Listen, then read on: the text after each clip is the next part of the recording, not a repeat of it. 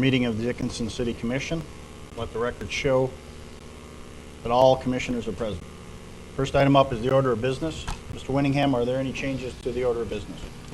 Mr. President, Commissioners, on your packet, there was a few items that were listed with other city staff. Those that aren't here today will be our Deputy City Administrator Carlson. I will be covering that agenda item. It's 3C and D2. I'll be covering the HR monthly report as well. And down in the Public Works, number 6, I'll be covering the item for Mr. Zuroff for the water main replacement task order. No other changes on the agenda. Thank you, Mr. Winningham. Any questions on the amended order of business?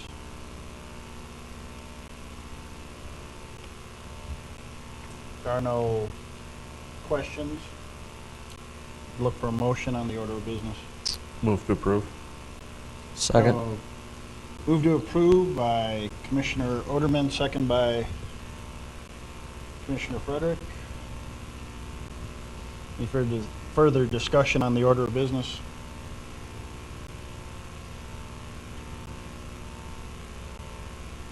Hearing none, all in favor of the order of business as amended, state aye. Aye. Aye. Opposed, same sign. Motion carries. Next item up is the consent agenda. Commissioners, are there any items on the consent agenda you wish to discuss?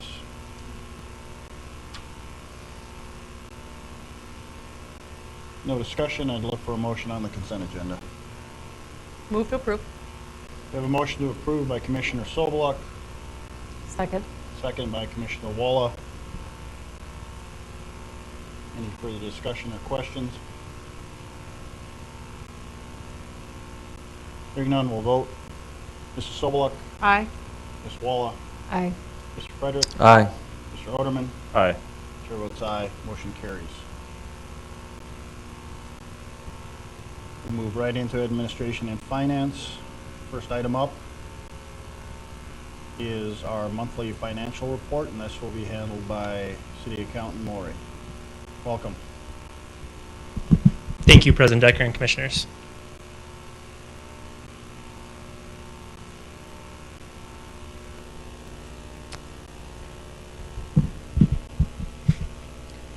So this financial report will look a little different than it has throughout the year. We'll do our year-end financial report at the first meeting in March. We have to close out our books by March 1st, so that's when we'll get you the budget versus actual and our typical financial report that you see. But for the purpose of this meeting, we thought it'd be a good time to give you a revenue update to see where we ended compared to prior years, just to give the Commission and the public an idea of where our revenue collections finished in 2021. So we'll start off with a slide that looks familiar. This is our 1% sales tax breakdown. We have the 2019 is in blue, 2020 is in light red, and then the darker red is 2021. So you can see at the very end of that line chart there, the darker line 2021, we're actually higher than we were in both 2020 and 2019. It was a really good month for us. We're actually 196,000 higher in December of 21 compared to December of 2019. So about a 33% increase there. And then after this 0.5% sales tax slide, which is exactly half of the previous slide, this slide here shows our totals for our entire 1.5% sales tax. So both the 1% collection and the 0.5% collection are combined into this slide. On the very left, you see 2016. That's our first number we started with, about 7.5 million. The furthest bar on the graph on the right is 2021. So we're about just a little over 8.9 million you can see in 2021. The darker green bar, this 2019. So we are down about 478,000 compared to 2019. So about just a little over 5% decrease there. But you can see we're very close, almost identical to where we were in 2020, only down about $431, so less than 1% difference in our 1.5% sales tax from 2020 to 2021.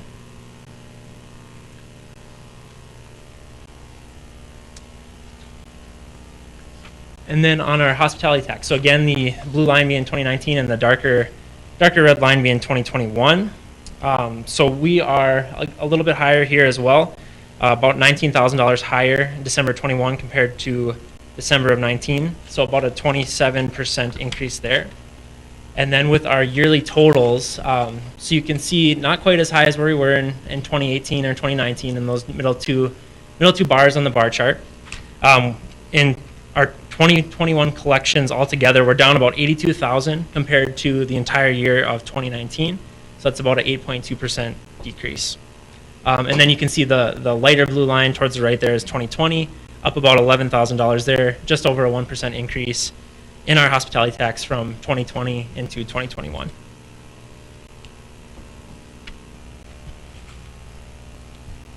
This line graph here for our occupancy tax. So we are up just a little bit in December of 21 compared to December of 19, just about a $2,800 difference.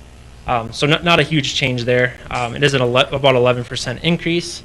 And then for our yearly totals, again, not quite where we were in 2019, but we are doing significantly better than we were in 2020.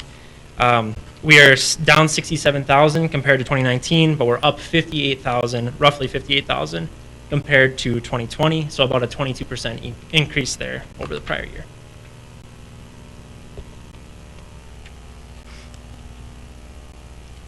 And then this last line graph here is for our oil impact revenue. So we're up about 122,000 in our oil impact collections compared to December of 2019. So about a 10% increase there. And then comparing our yearly totals, so you can see where the trend where we're back up to where we were close in that 2018, 2019 range in the light green and the dark green. So compared to 2019, we're down 317,000. That's about a 2.3% decrease. And then comparing 2021 to 2020, we're actually up about 2.2 million, so about a 20% increase over the prior year. So with that, like I mentioned before, we'll have a more comprehensive year-end financial report at the beginning of March. And city staff recommends approval, and I'll do my best to answer any questions you might have.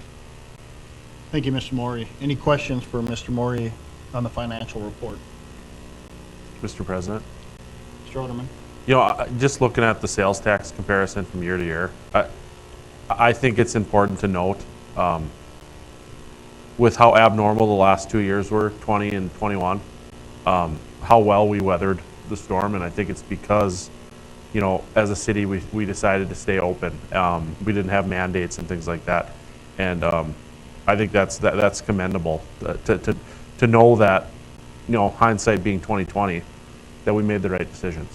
And I just thought that was something that was important to kind of highlight, because being at 8.9 million in sales tax revenue when, you know, other municipalities really felt the crunch as a result of COVID in their sales tax revenues, to be able to just be a little bit behind where we were when things were normal is pretty great, I think. And it's really exciting to see, you know, some of these numbers bounce back, and in that oil impact comparison, I mean, we're right in line with where we were in 2019 almost. So I agree.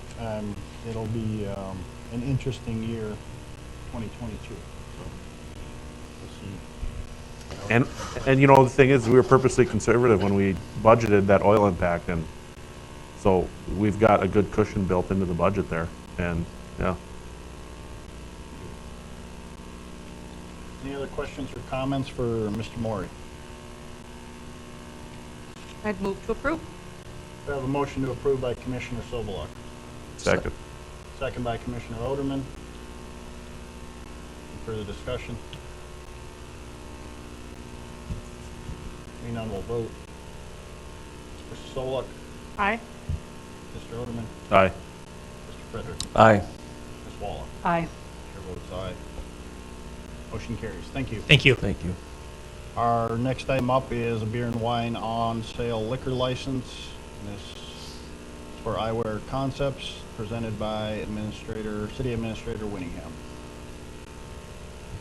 Mr. President, Commissioners, this is a reapplication based on our updated ordinance for 2022. This is for beer and wine only on sale. Previously, the business had the beer only on sale license. We see no issue from city staff and recommend approval. Thank you, Mr. Winningham. Any questions for Mr. Winningham or staff on this liquor license renewal?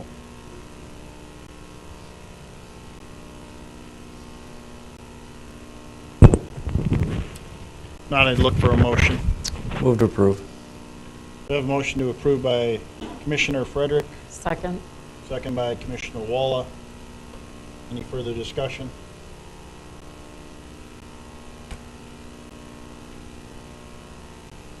Hearing none, we'll vote. Mr. Frederick, Aye. Ms. Walla, Aye. Mr. Oderman, Aye. Mrs. Sobola. Aye. Chair votes aye. Motion carries. Our next item up is the actuarial service consulting agreement for 2022. City Administrator Winningham, you'll be handling this. Mr. President, Commissioners, this consulting agreement, as we previously had before, is for actuarial services. This will go through January of 2022 for 1 year to cover our pension plan funding valuations and other pension plan valuations in order for our numbers to be correct. We have had good service with them previously, and financial staff and myself recommend approval. Thank you, Mr. Winningham. Any questions on this service consulting agreement?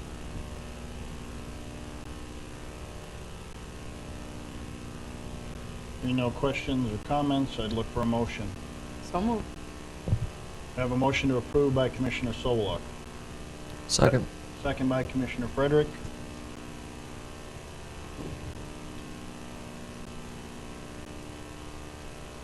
Any further questions or comments?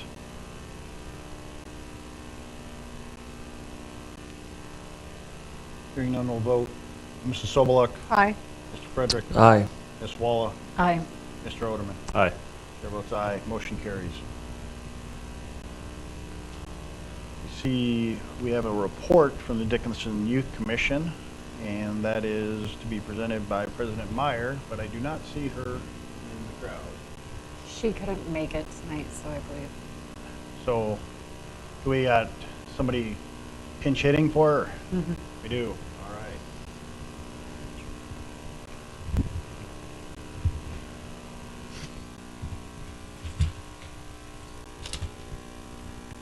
First of all, I want to say thank you for your guys' support as a commission. The Dickinson Youth Commission really appreciates everything that you guys have been contributing, from starting us up to continuing to support us and allowing us to speak and update you guys on what we're currently working on and what we have been working on. First thing is, I was supposed to have another person here to speak on behalf of the Snow Days event, which we put on this last month. Before you continue, just for all our loyal fans out there, can you introduce yourself to them? Oh, sorry. My name is Dante Domini. I am serving as the Vice President of the Dickinson Youth Commission. Thank you. But from what I heard of Snow Days, we had more support than we had ever expected to show up from the youth of Dickinson. About 10 times the amount of students that we planned on showing up showed up. There was a variety of games and activities that went on and door prizes that were given away, and there seemed to be a want for more activities like such at Snow Days. Proved that there's a desire within the youth of Dickinson for activities, youth-based, and since Truman is here, he might be able to speak a little bit better about Snow Days.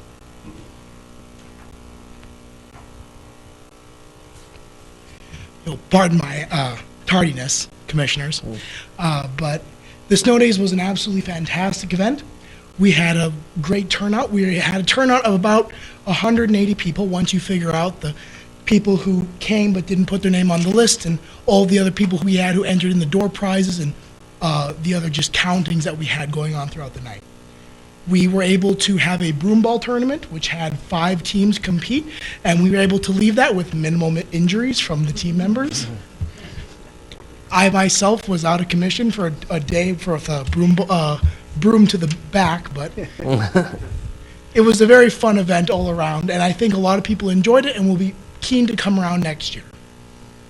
We are now actually working towards planning our next few events, so we're in talks with the college, we're in talks with the Roosevelt Grand Dakota and the Astoria Hotel for possible venues for future events, as well as planning those future events that we are working on. One of those events that we're currently working on is our Valentine's Dance, which is scheduled for February 11th. We're hoping that we're going to have a DJ, some refreshments, and kind of make it a fun-filled night for the youth of Dickinson as well, to kind of hit off another event for the youth. We plan on helping out with the State of the City and the Fall Gala. For the Downtown Dickinson Association. Further, we are also looking to kind of meet the need of volunteer hours for high school graduates of Dickinson High, and matching that need with the need for help among organizations in Dickinson for volunteers. We're trying to pair up those to try and better the community of Dickinson. Currently speaking with the superintendent, Dr. Luton, about trying to get something like that started. We're also speaking with a variety of organizations that could possibly use some donations, whether it be by time or money. The Dickinson Youth Commission is really looking for projects that we can get up and going and help out some organizations to improve the community as well.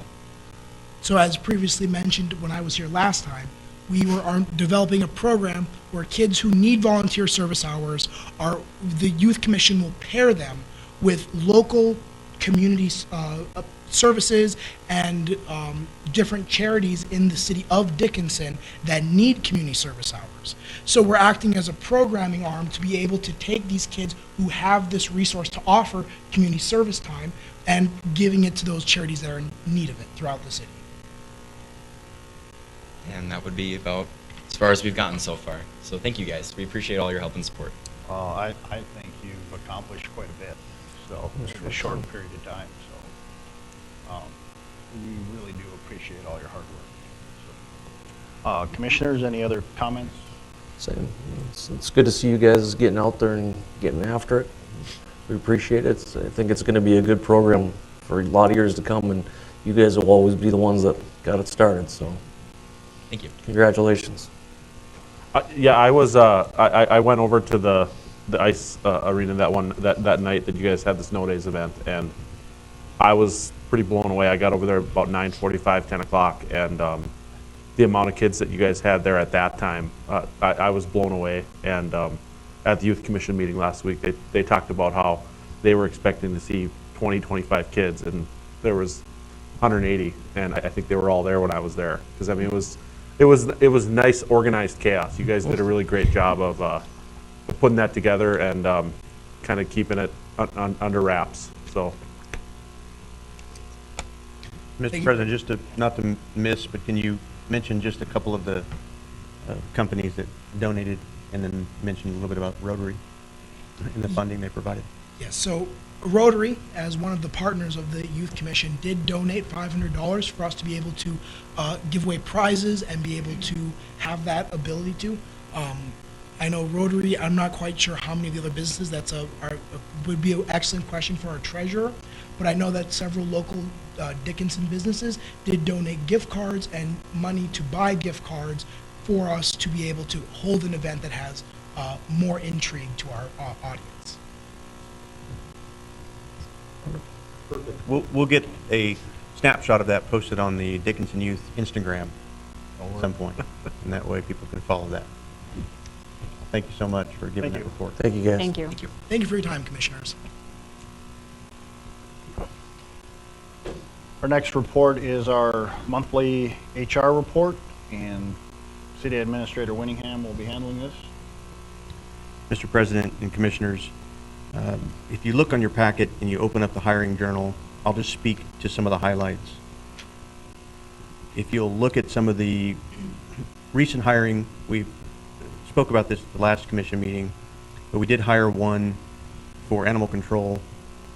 If you'll go down to look at what I think is one of our major needs, is our street maintenance operator. It shows that there's 2 openings. If you count all those, it's really 4 total openings with our seasonal openings also. We've had limited applications, and we've had no offers.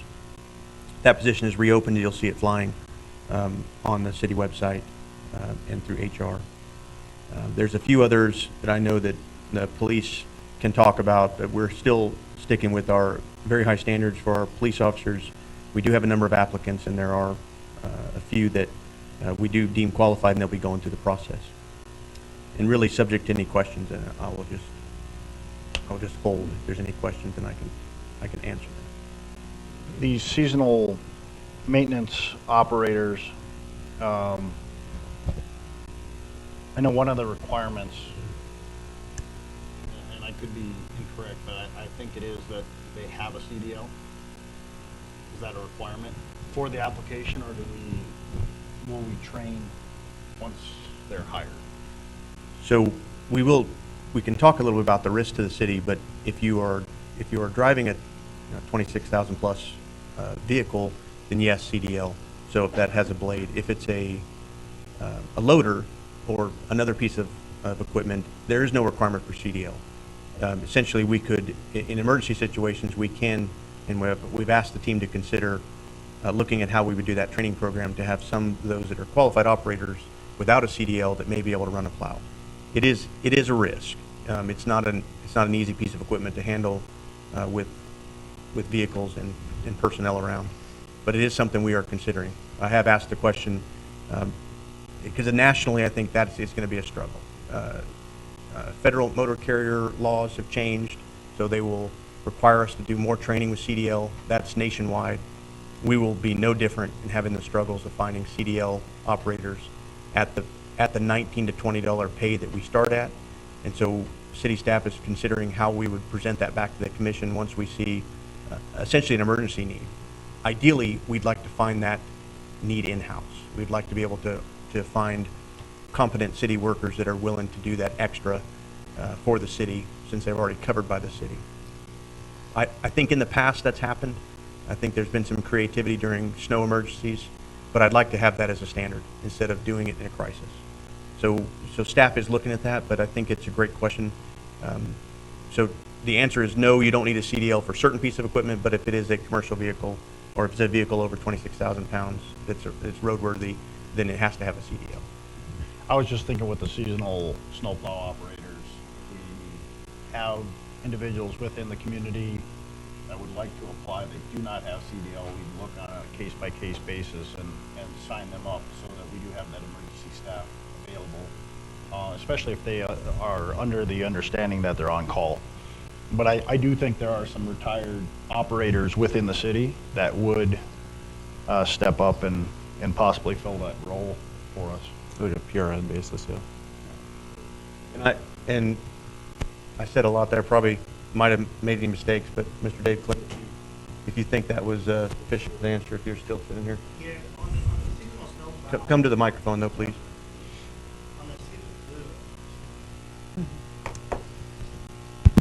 On the seasonal snowplow, it's kind of tough to get somebody without a CDL because you need them right in that case of emergency.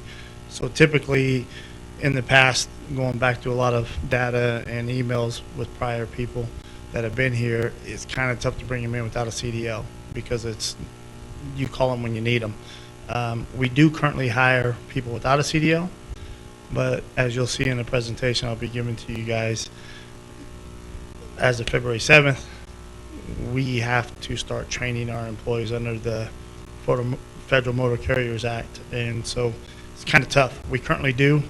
If we don't move through this training, we won't be able to hire you unless you have a CDL. So seasonal, you definitely got to have a CDL to get behind the plow, but any other piece of equipment, you do not have to. Some of the questions, Mr. President and Commissioners, will be answered if you look down one of our driver training programs. Correct. That there is some creative considerations. I think we start with the standard baseline, but then we have to work to have all those emergencies laid out. Because in the event of a snowmageddon, once again, we would want all hands, and we'd want those that we've deemed operator level that may not have a CDL. I think within the city limits of Dickinson, I think we would we would make those considerations. Particularly if everybody was snowed in and we only have operators out there on the street, I think it would be worth the risk, but I think that's a case by case, and we don't want to do that during the crisis. So that'll be something we are considering. And Correct. we still have the pool for the contracted. Yes. Yes, Labor we for currently snow have removal. 2 contractors that are on board. And in the past is what's happened with snow emergency at that point, and it's all hands on deck. We get everybody from solid waste, water department, everybody that's went through the training and that has had that type of service. They help out quite a bit. Okay. Anything else to highlight in the HR report, Mr. Winningham? Mr. President, not at this time. Okay. I think as we go, what I'm asking HR to do is be able to talk a bit during our spring retreat. There'll be some considerations. We do need to consider some creative solutions to some of our high demand, low density skill sets that is difficult, as we just talked about CDLs. But there's a few other within the city that we're going to have to really look at what we may be able to do as a city to hire some of those skill sets. Okay. But I'm not ready to really talk about it publicly tonight. All right, thank you. We'll move along to our City Hall update. Mr. Winningham? Mr. President, Commissioners, I wanted to just give a brief overview to hit some of the highlights for what we think is on track. We have published the timeline for the City Hall move.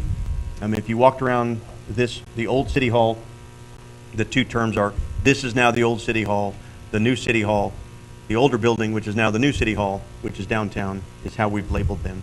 So in the old City Hall, where we're currently sitting, we have, not scientifically, about 85% of the staff moved over. We're essentially competing with each punch list that Roars Construction has been able to accomplish.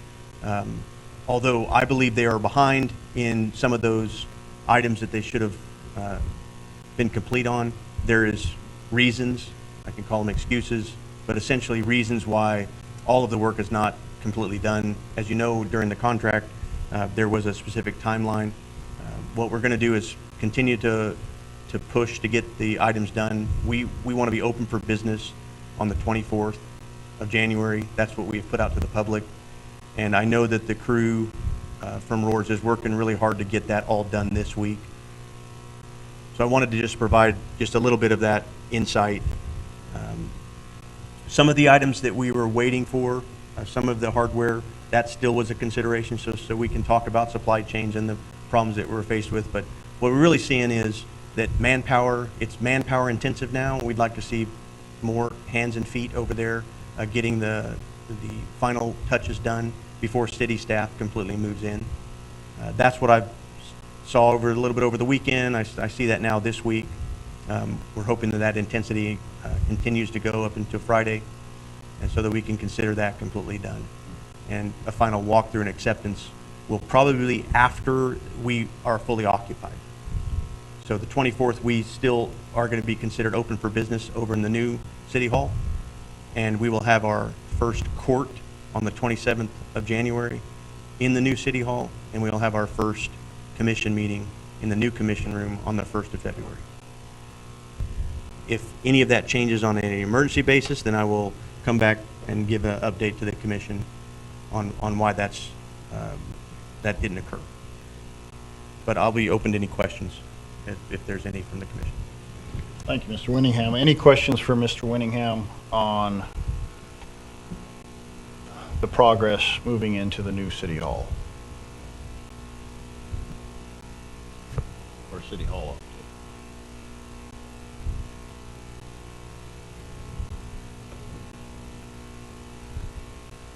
Okay, no questions. It is 5 o'clock. At this time, we don't have any public hearings this evening, but it is time for the public that is present, that wishes to come forward, and has any comments that are not on our agenda, or any item that is on our agenda they wish to speak to. Please come forward, state your name, and let the City Commission know your concerns or your questions pertaining to items not on the agenda or on the agenda. If you're watching online, 701-456-7006.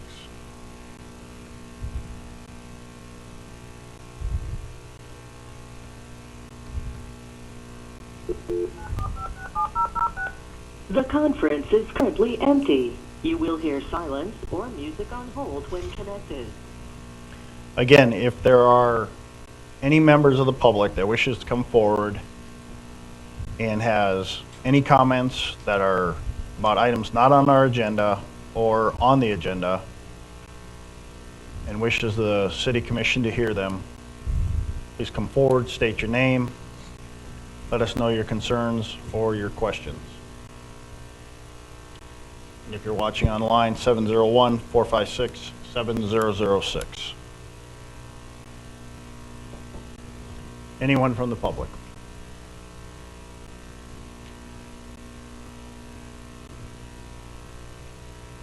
Seeing there is no one in the audience with any comments, hearing no one online, I'll close the public comment section.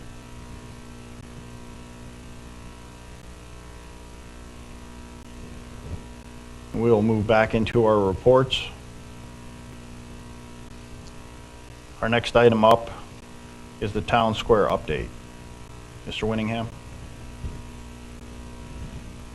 And Mr. President, Commissioners, what I wanted to provide is just another, for this project, just a brief update on what we're seeing as far as progress. We do know we had some weather that slowed us down a little bit as far as how the progress is going. We expected that. What we didn't expect is during the initial evacuation or excavation of some of the foundation, what was discovered was there was some remaining piers and some remaining concrete and debris that wasn't identified. That was unforeseen. Some of that debris was removed. It did wind up having the contractor go and perform some of that excavation themselves, some remediation. That was a cost of approximately $45,000. That was currently covered under the owner's contingency fund, and it did extend us about 15 days on the timeline. I think we'll make up those depending on weather, but I just wanted to bring that forward. It is progressing with some of the footings. What you're seeing, if the public is driving by there, you're seeing a lot of work. Even today, there was a lot of work being done, even in this climate, that the footings and the foundation for the concrete have been excavated, and some was poured during right before the really tough part of December, before it got real cold. So that is progressing. There was a couple considerations that the architect, JLG, wanted to clarify. I just wanted to present that. There was a few costs regarding some of the materials. I know what we had during the meeting, during the bid and during the contract negotiation, we had talked about replacement products. There was some material that was for the panels, it was zinc. As my understanding right now is that that was an additional cost, or we were trying to save that $90,000 in cost. From what I understand, we went forward. The decision was to go forward with that zinc based on looking at the longevity of that material. And in addition to that, the cheaper product that we could have purchased appears that we would have had to potentially redo that product over a short time, 5 or 6 years, based on the weather. So we went forward and agreed with the architect, and that seems to be a fairly high cost, but the payoff will be in the longevity of the product. The second one that I wanted to bring forward was there was some discussion with JLG based on the last report we got from DDA, from the Dickinson Downtown Association, that since they are doing, at least at this point, well on their capital campaign, that there was considerations for them to add the products that we held off, the alternates. One of those alternates that we were considering was real ice versus synthetic ice, and I think that we didn't decide that as a commission, and I wanted to make sure that we bring that forward at the appropriate time. I don't know when that is right now, but I think that it will be real short, meaning next commission meeting, I'll have to bring forward those costs and get a legitimate consideration from the commission on those costs. It's very hard to determine whether they're going to have the money since it's a capital campaign and those are pledges, but I think it'll at least be the data in front of the commission so you can determine whether real ice will be the best course of action. The other item that was discussed at the meeting was the size of the stage and the power considerations. And I think we have to get it right. And I think we want to make sure that we bring the data before the commission. And I would rather have changes or the amount of money that is being considered come before the commission very quickly so that we get it right. What we don't want to do is have a stage that's too low and underpowered. But based on what I'm hearing from the architects and from the last meeting, there was discussion whether that was correct. And I just want to make sure that when we bring that back before the commission, that all the facts are in front of you. Before we were given the what I would consider the owner's representation, which currently I believe that's me on the signature line, but it's essentially the commission that I'm representing. So I want to make sure that I provide that information to you and then you give me a direction to go forward. Well, I agree with you. We don't need a stage that is for acoustic bands. We need, if we're going to have national acts that need to plug in, need room and need power, we need to get it right.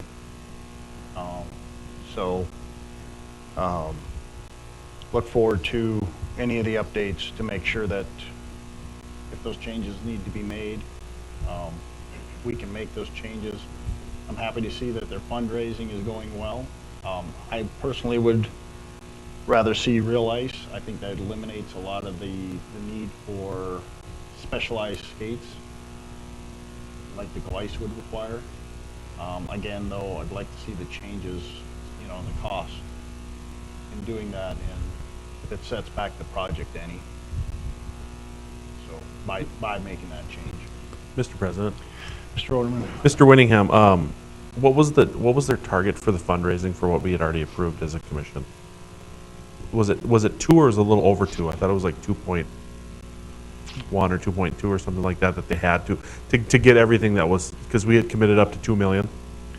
They had 2 initially, and then they had the add-ons were initial 400. Yeah, because the total project cost that we approved was like 4 point. I guess I don't have it in front of me, but. I don't want to misspeak on this, but the total costs initially were 5.2 million. Mm-hmm. Then we down selected a few of the alternates. It wound up coming in at about 4.2 million. Yeah. And the alternates weren't considered in that 4.2 million. So the city commission moved forward with the overall cost of the 4 million. We negotiated some of the contingency costs where we got it to 4 million. But we think that with the capital campaign, that this was going to happen. That was part of the discussion, was we were going to see the capital campaign in bringing in money or the pledges, and then we were going to come back and talk about the alternates, just so we can move the project along for just the timeline. We were running against that timeline. We're already set back almost 2 months, but I think that this commission made a good decision to just move forward, and then periodically we'd come back. I think that's where we're at now, is where we need to come back on the 1st of February. Unless the architects and the contractor thinks that we need to have a decision faster than that, then we'll wait till the 1st of February. But I think we're in the ballpark of getting all of the things that the DDA and the public initially, and this goes back all the way to 2018, where some of the public considerations and that's what they're functioning off of, that data. I couldn't tell you right now if real ice and synthetic ice are better. I just know that overall, if this is our one chance to get it right. Yeah. Well, I think it's really great how well the fundraising has been going, and the alternates give them an additional shot in the arm from a fundraising standpoint, because once they get to a certain point, it might stagnate a little bit, and if there's the opportunity to go back out to somebody that isn't necessarily hasn't made up their mind yet, and say, hey, if you pony up your donation and make a pledge, we can maybe add this additional alternate to the downtown square. So I think it adds a little bit more of sizzle to the sale in terms of maybe getting somebody over the finish line in terms of a donation when those alternates are on the table, because they've done such a good job. So, yeah, I mean, I think it's really exciting how well the capital campaign has gone.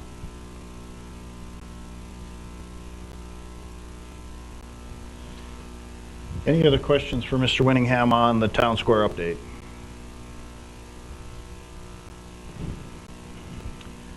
Hearing none, we'll move on to the next item, Public Safety Training Center update. Mr. Winningham? And Mr. President, Commissioners, again, this is just a very high-level summary of what we've been discussing.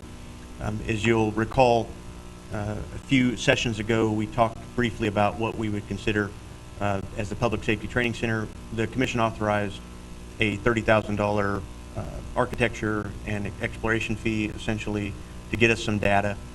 We've had a couple of meetings since then with our architects to give an overview. We would like to bring that during the next commission, but I wanted to give just a brief summary of where we're at on that.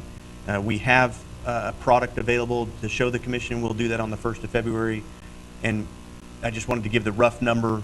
It is going to change, but rough order of magnitude, if we were to have $19 million of a project, we would have a fully funded public safety training center, which would include police and fire and an indoor public shooting range. These are all pre-decisional bits of information, and we've asked the architects and the contractor to look at different types of phasing and whether we can phase the process out. We've also considered the site location, which is our current fire safety center or fire training area, just to the south of 8th and State. Those are considerations we want to bring on the 1st of February, but I just wanted to give the opportunity for the commission to ask any questions as we prepare for that meeting. Thank you, Mr. Winningham. Any questions for Mr. Winningham on the Public Safety Training Center? Mr. President? Mr. Orderman? Mr. Winningham, with that indoor range, has there been any exploration of the potential for like a, I mean, in a lot of larger cities, those can be kind of an additional recreation type element for the community. Open to the public? Yeah, open to the public, but also maybe kind of a little bit of an enterprise type of element there. You know, you're selling ammo, you're selling different things out of that range. Have we looked into the business model of anything like that in other cities? So one of the, Commissioner Oderman, one of the considerations for having the architects that we approved was they have done this in multiple cities throughout the U.S. And one of the things that they were able to show us is they were doing marketing for that specific business model. So a few places, one in Minnesota, and I believe one in Michigan, they gave us some data that we could also provide at the next meeting that shows some of the business plan that at least pays some of the operating costs. But I think that's the benefit of having this architecture do it, is they have done this in the past where they have shown that you can have public support and also the marketing for public support to get people aware. It would be I believe the only indoor range that we'd have available to the citizens. And we're still looking at what that would look like, how many lanes that would be. We'd like to also offer some of the surveys, for public comment, to see the legitimate need for that. I think that would help as we go forward on how we're going to request for financing, how we're going to finance this. I think the public needs to have an awareness of what that would look like so that we can potentially even seek either a revenue bond or do something that we'd have to have a vote for. I think that's one of the few ways we'll get this done. But I think the key will be the public partnership that we have, offering this as a way for the public to have a place to do indoor shooting. And Stark County has stepped up and said they will contribute also. That's great.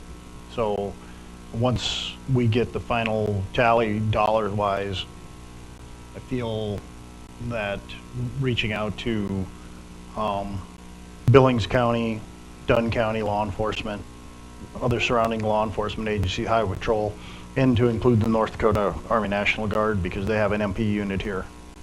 I think those could all be beneficial and generate some other needed revenue to help bring this forward.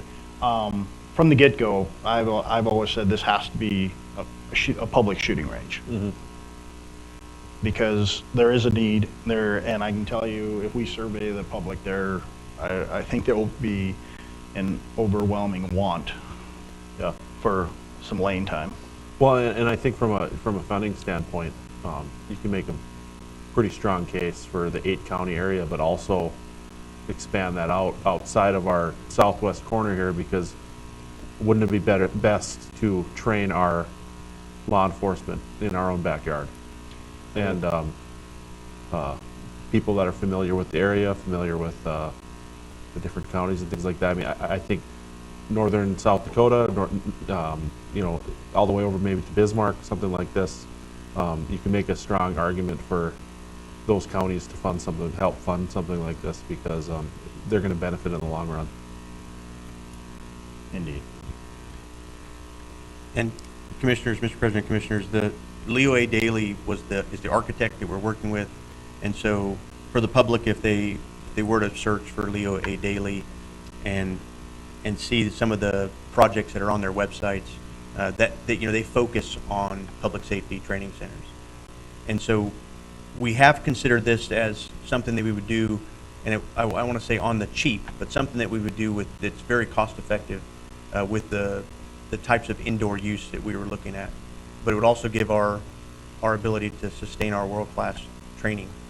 Our police and fire, with the limited numbers that we have, they do so many things that are unseen. And in order to do that, in order to be successful, they have to have a high level of training. And it's often hard to go out and do that training in other places. And so this goes in line with what we're going to talk about during the commission retreat, for a strategic look at being the regional hub for training, that we would bring others into this location for police and fire, that I think we would become the regional hub. Just like we are with our partnership with DSU and our partnership with the public schools, with our fire training, and with our current law enforcement training as we are currently postured. So if there's no other questions, I look forward to presenting this with the team on the 1st of February to give more insight into what we've discovered. Hearing no other questions, we'll move into what you just mentioned, Mr. Winningham, the commission retreat dates. We have 2 dates up, the 31st or the 1st of April, 31st of March, 1st of April. Commissioners?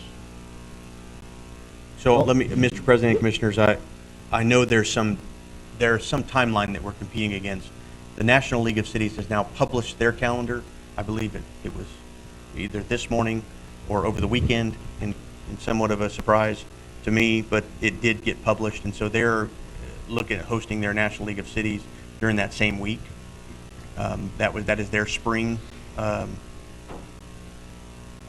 name slips me. I didn't want to say what it was, but their spring symposium for National League of Cities, or North Dakota League of Cities, and we could still do it.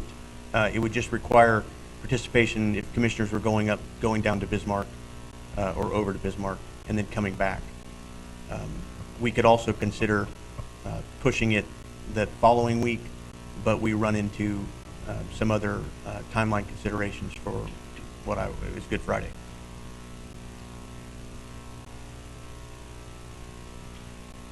So I'm open to dates.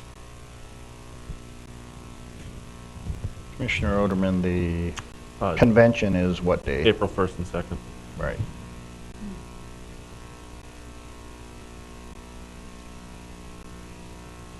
In Bismarck. In Bismarck.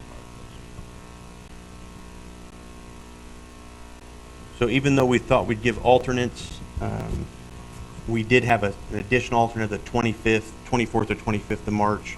It would tighten up our timeline. What we were doing internally as a staff is we were doing an executive retreat, essentially a 4-hour rehearsal prior to the commission, but we were doing that the week prior, so we could push that.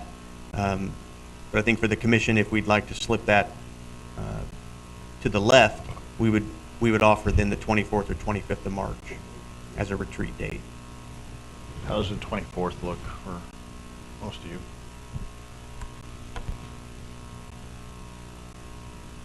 And that's a Thursday, Friday. 24th is a Thursday. What, 24th would work for me. Those days are okay for me. Yeah, either day works for me. Oh, we go with the 24th. Okay, Mr. President, then we will schedule that and look at some of the details to produce an agenda as for meeting requirements. Essentially, we would just do a day. We would like to do an 8 a.m. start time and go through a normal business day, probably 4, maybe 5 o'clock, depending on the topics. But it's really to preheat it. It's really the strategic look or 5 strategic priorities for the city. It will be in line with our comprehensive plan as we make some adjustments to the comprehensive plan being updated. That'll be the primary topics. And then there's a few outlier topics that we are asking city staff to prepare. And some of those are potential incentives for certain skill sets with employees. But primarily it's just to continue to get our services right for the public. But overall, that retreat will focus on the strategic plan for the city at the 5 years, at 5 years out. So if there's no questions with that, there'll be details forthcoming, and we will schedule that for the 24th of March. All right, thank you, Mr. Winningham. And the last report is the state of the city, February 3rd. And Mr. President and Commissioners, that was just to identify that, to keep that on the board. February 3rd has been identified as the date from the Chamber of Commerce to host that at the August House. August House. I was thinking, what is that name? August House, which is a venue that's just outside of the city limits. It's new within the area. The Chamber of Commerce is going to host that event. We will have Mayor Decker as the guest speaker, one of the guest speakers, and then it will be a luncheon and then a panel, much like last year, only better, apparently. So just wanted to make sure that everybody's aware. We do have a table. I think at this point we have 16 seats available, and we were just asking for commissioners to come up on the net to Miss Rita Benstock to see if we have enough chairs for you and your guests, and then we would offer those other positions to city staff.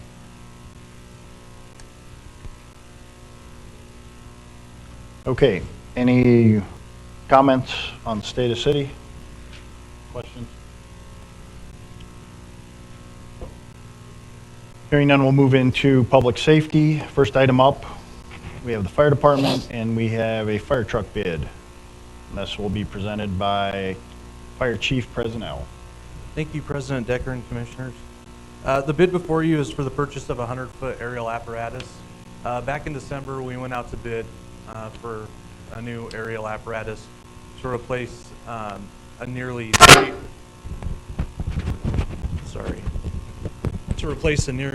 30-year-old aerial truck that we have. We did receive one bid. It was from I'm just going to talk loud. Okay? So we did receive one bid. It came from McQueen Emergency, and it came out to about $1.487 million, so slightly under what we planned on with the 1.5. We are looking at a lease purchase, and this would be purchased with funds that we receive in insurance refund premiums. That has been the way that we have purchased apparatus in the past. We currently have about $400,000 sitting in that fund, and by the time this apparatus would actually be ready for delivery, we would probably see another $400K in the bank. So we'd have approximately about 4 or 5 years of the lease purchase, extending it out to about a 10 or 15-year lease purchase. So fire department staff does recommend approval. gladly answer any questions you have. Thank you, Chief Presnell. Commissioners, any questions for Chief Presnell on this apparatus lease? And this is again for a 100-foot, in layman's terms, ladder truck. Ladder truck, yes, sir. Yes. And we're replacing one that is, you stated 30 years old? By the time, if this was approved, by the time it was delivered, it'd be about 30 years old. So we did kind of plan with the extended production times. That's why we kind of came forward with this when we did. We knew that it was going to be about a year and a half, 2 years out for delivery. Is that typically the build time on Not some? usually, no. Usually about a year, but with just the current production environment, they're looking at about a year and a half to 2 years.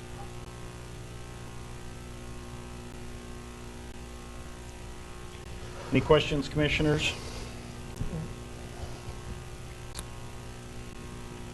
I know these things aren't getting any cheaper.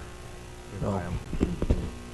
That was my question, Mr. Winningham, Mr. Chief Presnell. Any concerns budget-wise? Commissioner Odermer, it's, so the budget, it is budgeted, but it's also being, we're also using the insurance replacement costs. Okay. But I'll let Chief, it's his budget, so. Yeah, we did budget 1.5, we're anticipating the 1.5. But like I mentioned before, we will be paying for it out of our insurance reserve. About annually, we get about $230K back from the insurance premiums from the state. And we should see that for at least 2 more years guaranteed. And we did plan on if that does happen to go away for some reason, there is contingency there to pay out that lease. All right, great. Any other questions?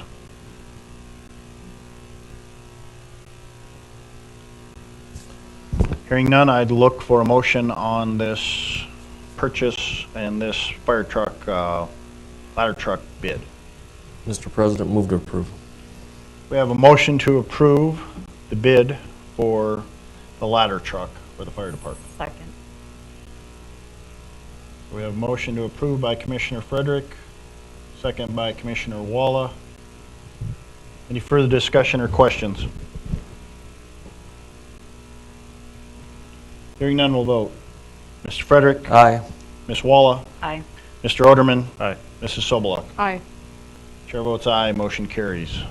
Our next item up is the Police Department monthly report, and this will be handled by Lieutenant Clauser. Welcome. I'm going to give.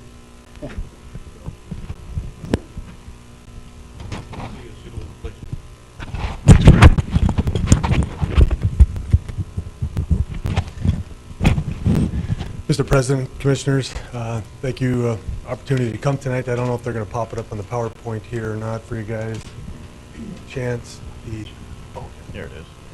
Chief Presnell is kind enough to go grab me that clicker. I'll do my best tonight in the December monthly report to highlight the big things I feel most relevant for you guys that you may want to hear. Always open, obviously, to questions and catching me midstream to elaborate on anything I may jump over that you want to know more about. But as it relates, so total number of calls, as we saw in December, 1,969. That works out to be about 63 per day. To look at it contextually, kind of on a smaller scale there.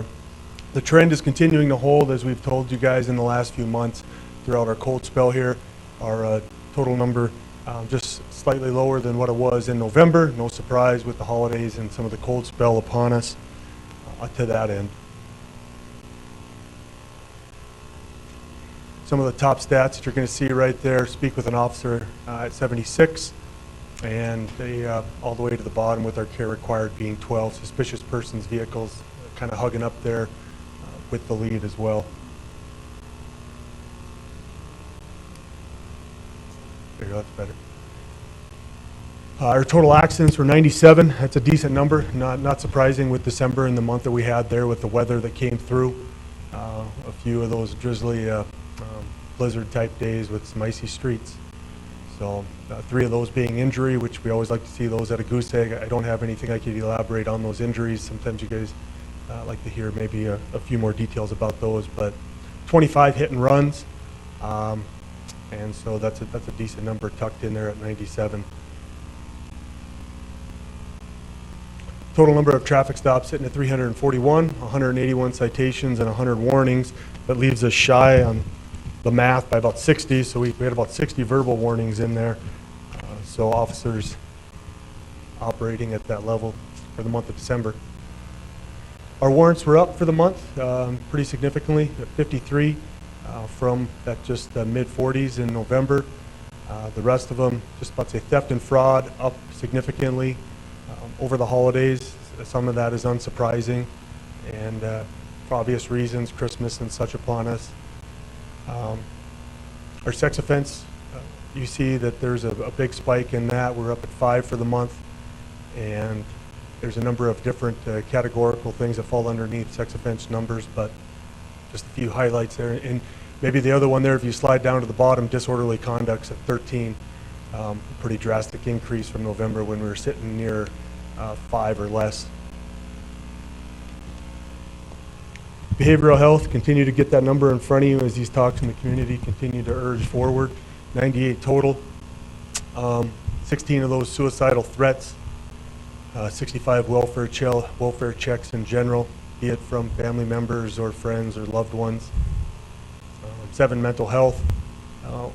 Just to highlight again here, our Badlands Human Services, one of the things our officers are continuing to use is that star 211 that we reference to individuals that may be in need of some mental health services. If we can provide them like on site over the phone. They don't always take it, but it is a nice addition to be able to provide these people who may be in kind of some times of trouble. Some of the trainings worth noting to you guys are our investigators attended in advance, Snapchat, TikTok, those types of platforms, trying to dive into the continued trends that exist in those social media realms. We had our 4th quarter virtual simulator training. All of our officers went through that. Tourniquet application, self-aid, first aid was a big one received by the officers. We had a special operations conference down in Bismarck. We sent 4 of our staff down there. Interviewing, one investigator and a Intoxilizer 8000, which is related to DUIs. Sent 2 of our newer officers there for certification. We had 23 new cases in CID. Those numbers up in front of you. It's fairly straightforward. I wanted to highlight one here that falls into January. December, January being our, because I know that there's a number of you guys that received calls, information, questions from the community on our Champ shooting that we had down there. So the quick update on that, because our criminal investigative division heavily involved in that. We still have 2 fugitives at large on that we are hoping to locate here sooner than later. That's continuing to go on. 2 of the individuals that we have arrested, there was a press release done on. There have been charges that have been enhanced by our Starr County State's Attorney's Office to attempted murder. And so just a couple tidbits there related to big cases, I guess, for the criminal investigative division. Currently, they're running at 48 open cases.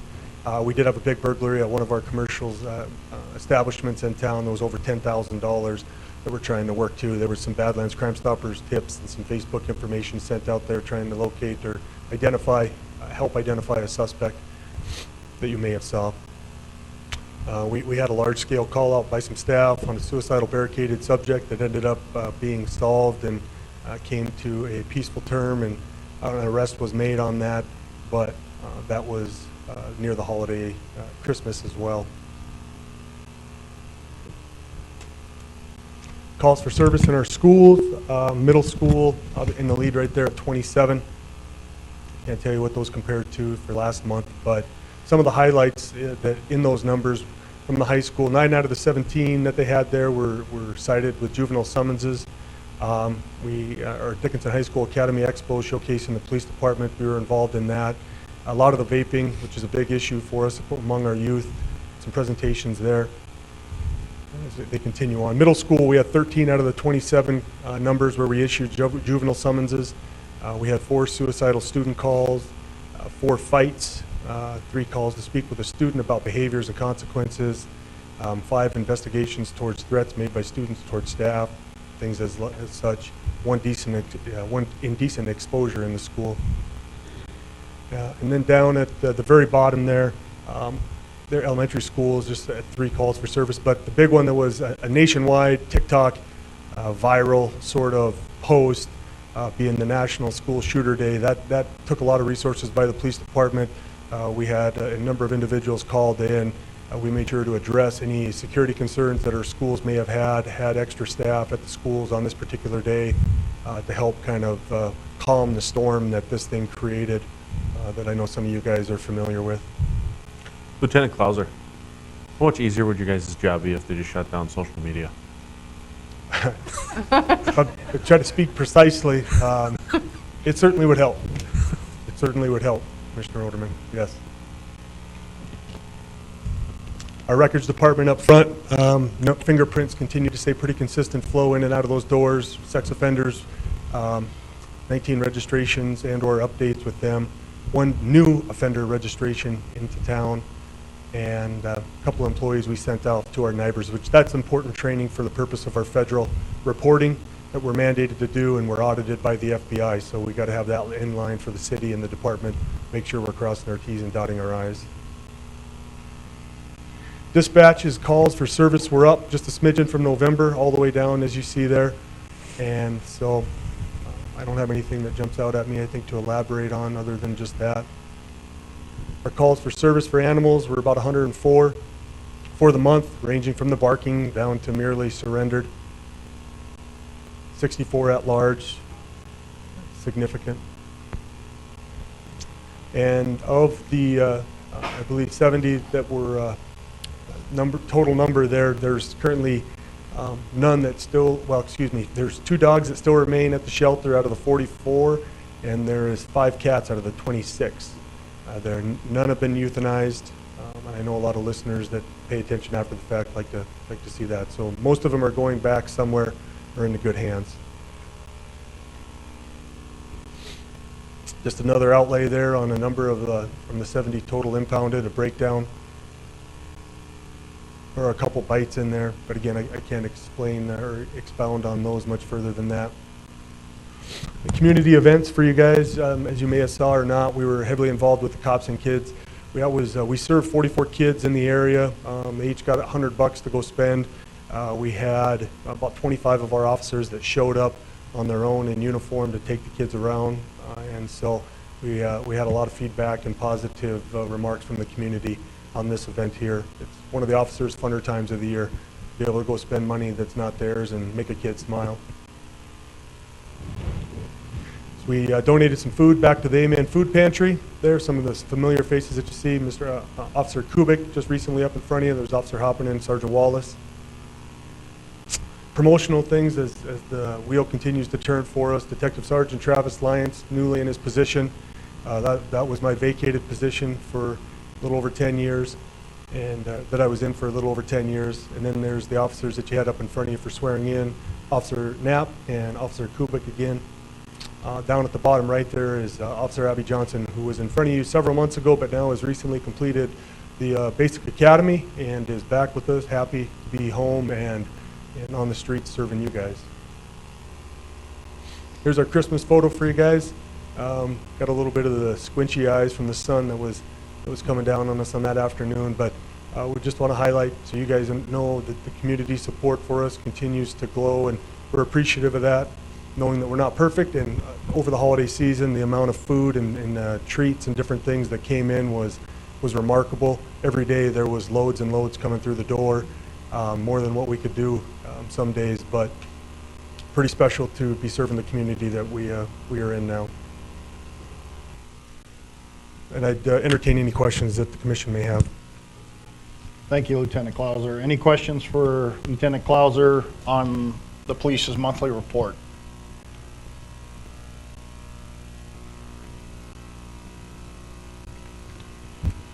Well, thank you so much for a job well done, and the whole police department and staff continuing to protect our community.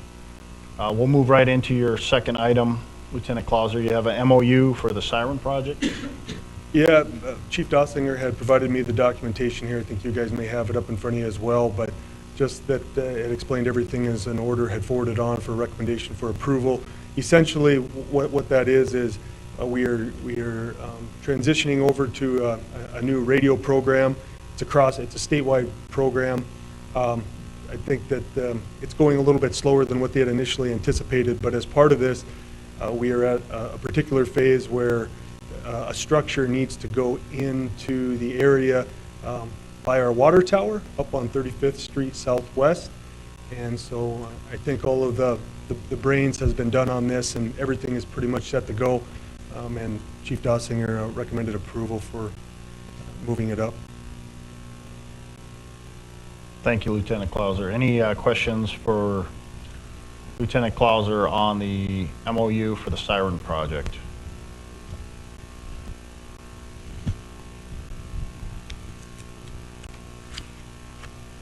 If there are no questions or comments, I'd look for a motion on this MOU. Move to approve. We have a motion to approve the MOU by Commissioner Oderman, Second. second by Commissioner Frederick. Any further questions or comments on this MOU for the Siren project?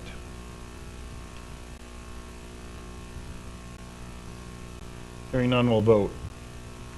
Mr. Oderman? Aye. Mr. Frederick? Aye. Ms. Walla? Aye. Mrs. Soboluk? Aye. Chair votes aye. Motion carries. Next item up, we have a maintenance support agreement for Indema. Mr. President, Commissioners, this is an annual budgeted item for the Dickinson Police Department. This particular program, if you're wondering what is IDEMIA, is our electronic fingerprint system that is up front for when citizens need to come in for fingerprints related to their different jobs. It was referenced in the report. Those numbers referenced in our monthly report, and this is the system that those numbers exist with.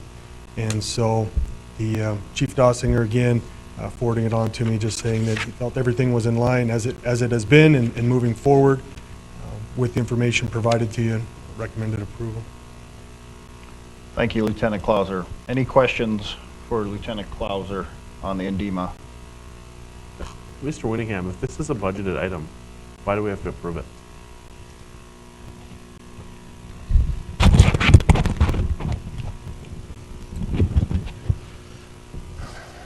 Yeah, Commissioner Oderman, this is before you because we didn't want to we want to be able to sign a contract. Okay. And so that's why it's coming before the commission. Even though it's budgeted, it's an agreement that needs to be signed by the mayor. Okay. Move to approve. We have a motion to approve by Commissioner Oderman, Second. second by Commissioner Soboluk. Any further discussion or questions?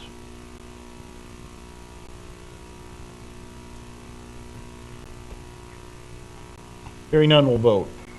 Mr. Oderman? Aye. Mrs. Soboluk? Aye. Mr. Frederick? Aye. Ms. Walla? Aye. Chair votes aye. Motion carries. Our next item up. Move into engineering. We have the 2022 mill and overlay, and this is a consideration to approve a resolution to be presented by interim city engineer Marshak.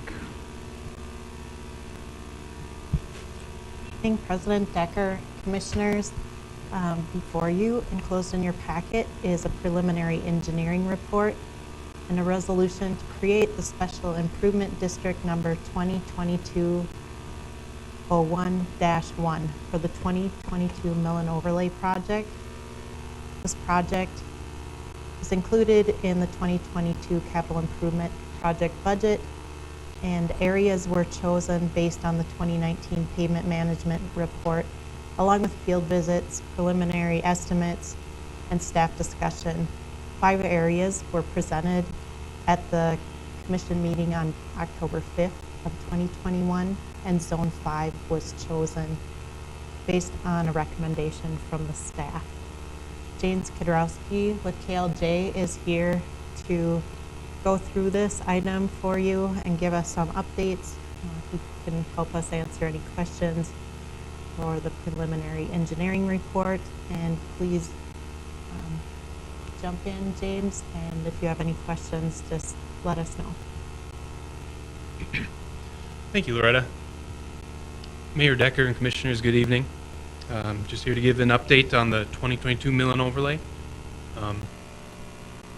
First off, just want to set off the goals of this project. This mill and overlay is an annual street restoration project where we target a certain area of the city most in need of a new asphalt pavement overlay, and also work on concrete repairs and infill as needed. One other aspect of this project is improving surface drainage issues in these areas that we're working. Now would be the time to address those while we're working in the streets. As Loretta mentioned, back in October, we came forward with a couple different alternatives, different zones in the cities to look at. It was Zone 5 that was selected. Zone 5 is a residential area on the south side of town between West Broadway and west of South Main. And we'll get into that in the next slide. I've got a few maps to share with you. And tonight we are looking to approve a resolution to create a special improvement district. And I'm sure, as you're all aware, there was a resolution from back in 2019 that limited these assessments for street restoration projects to include only the cost for certain items, those items being the curb and gutter replacements and the sidewalk replacements. In no way is any asphalt items to be included. That includes milling the surface as well as the new asphalt overlays or any patch repairs that are needed. Also, any ADA ramps to be installed at intersections are not to be assessed. Attached to this resolution is a preliminary engineering report done by KLJ. This report includes the district map as well as more detailed maps highlighting all the different areas where curb and gutter and sidewalk replacements are needed. And in the back there are also preliminary assessment amounts for each parcel involved in the district. Keep in mind that those amounts are just preliminary estimates. The final estimates may change. That is dependent on the unit prices that we get from the lowest bidder, as well as the final quantities that are measured in the field. We estimated that the construction cost for this project to be just over $4 million. That's including assessed and non-assessed items. That's just all construction costs. The assessed items total to be about $1.5 million. So that represents about a third of the cost to be assessed. And I'd also just like to look forward to upcoming schedules. The city moves to approve this resolution to create a special improvement district. We're giving ourselves about a week from today to compile notification letters to all the landowners, as well as add to the paper. And once the letters are sent out, we will start a 30-day protest period as per the Century Code, and that's likely to start January 26th, including on February 25th. And within that time period, we're also have tentatively scheduled a public hearing meeting on February 8th. That's where we'll just invite the public to come meet. A couple KLJ engineers will be there, as well as the engineering department, to answer any questions they have about the project or about the city's policy for assessments. Also, we're looking at bidding this project in March, if all goes well, and starting construction in May, if not earlier. And that's all the information I have. I'd just like to click through the maps and point out this is the district on an aerial map outlined. And the next shows an alternate look. This is just without the aerial map, and the different colors are just all the different subdivisions involved with all the blocks and lot numbers called out. Now I'd like to open up for any questions commissioners may have. Commissioners, any questions on this special improvement district? Comments? I know there's a few on here that are quite substantial. If you look through, they have large portions of curb and gutter and to include sidewalk, it looks like. I don't know, I did drive through there today. I didn't pay close attention to how much sidewalk. I was looking more curb and gutter. But looks like there's some substantial amount of sidewalks that also need to be either replaced or they don't exist, I would guess. Yeah, that's true. There are quite a few areas where sidewalk just doesn't exist, and we're infilling that. And part of that gets assessed as well. And this again, just for the public's information, Mrs. Marshak, if once they see this and they're noticed, they can take it upon themselves to put in the sidewalk. That is correct. We just ask that they reach out to the engineering department so that we can coordinate our efforts with their contractor. Right. As we have in the past. So. Correct.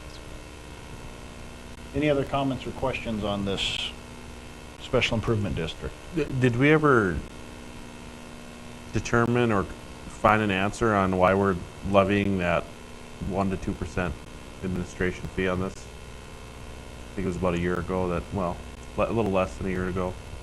Commissioner Oderman, as one of my report items, I just wanted to bring up and continue this discussion about that, in addition to some discussions we had about some assessments that seemed high last year and the previous year, and there had been some discussions about possibly addressing those in different ways. Okay. So we can sure have that discussion, and we can address those between now and I think as we move forward with the project, and those assessments potentially happen if the project moves forward and is not protested out.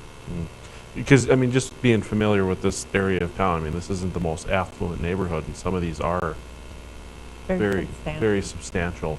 Yes. So this could be I mean, this is a heavier lift for and you several can of see, these. Commissioner Orderman, you can see there's a lot of rental property in there. Yeah. You see the same names That's pop true. Yeah. quite a bit. So,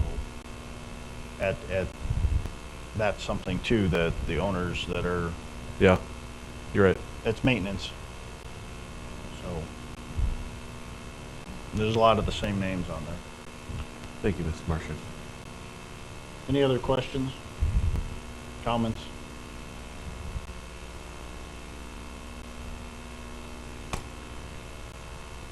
Look up the resolution quick.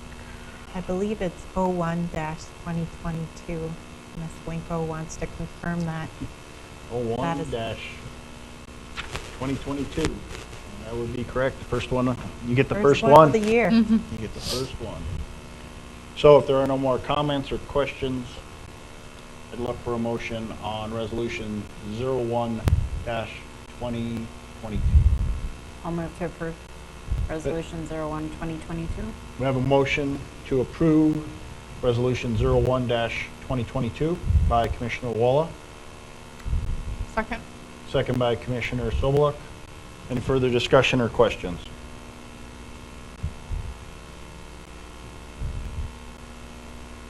Hearing none, we'll vote. Ms. Walla, Aye. Mrs. Soboluk, Aye. Mr. Frederick, Aye. Mr. Oderman. Aye. Chair votes aye. Motion carries. Thank you, Mr. Kiedarowski. Yes, thank you. Our next item up, we have an Apex Amendment number 1 to task order number 2021-1, our State Avenue Improvement. And again, this will be handled by Interim City Engineer Marshak. Thank you. Enclosed in your packet is an amendment to the State Avenue Urban Roads Project, which runs from Villard to 15th Street West. This amendment with Apex Engineering Group is for final design services and construction documents related to the project. The original task order amount was $110,895. There have been no prior amendments to this amendment, and this amendment is in the amount of $114,200, which brings the total adjusted task order amount to $225,900. $1,095. City engineering staff recommends approval of the Apex amendment. If you have any questions, I'd be happy to answer them at this time. Thank you, Mrs. Marshak. Any questions for Mrs. Marshak or staff on this amendment? I do have a question. I'm just confused on how it completely doubled, or that what we had approved before and now it's doubled. What was the difference, or what's the cost, or what's the change? The way the amendment, or the way the task order was set up, was we split the project work up into different pieces. So the original portion did environmental work and the preliminary design, and that all gets submitted and to DOT as an urban roads project. And now that we've made it to that point in the project, now they're coming back to move on to this final design phase and the construction document phase.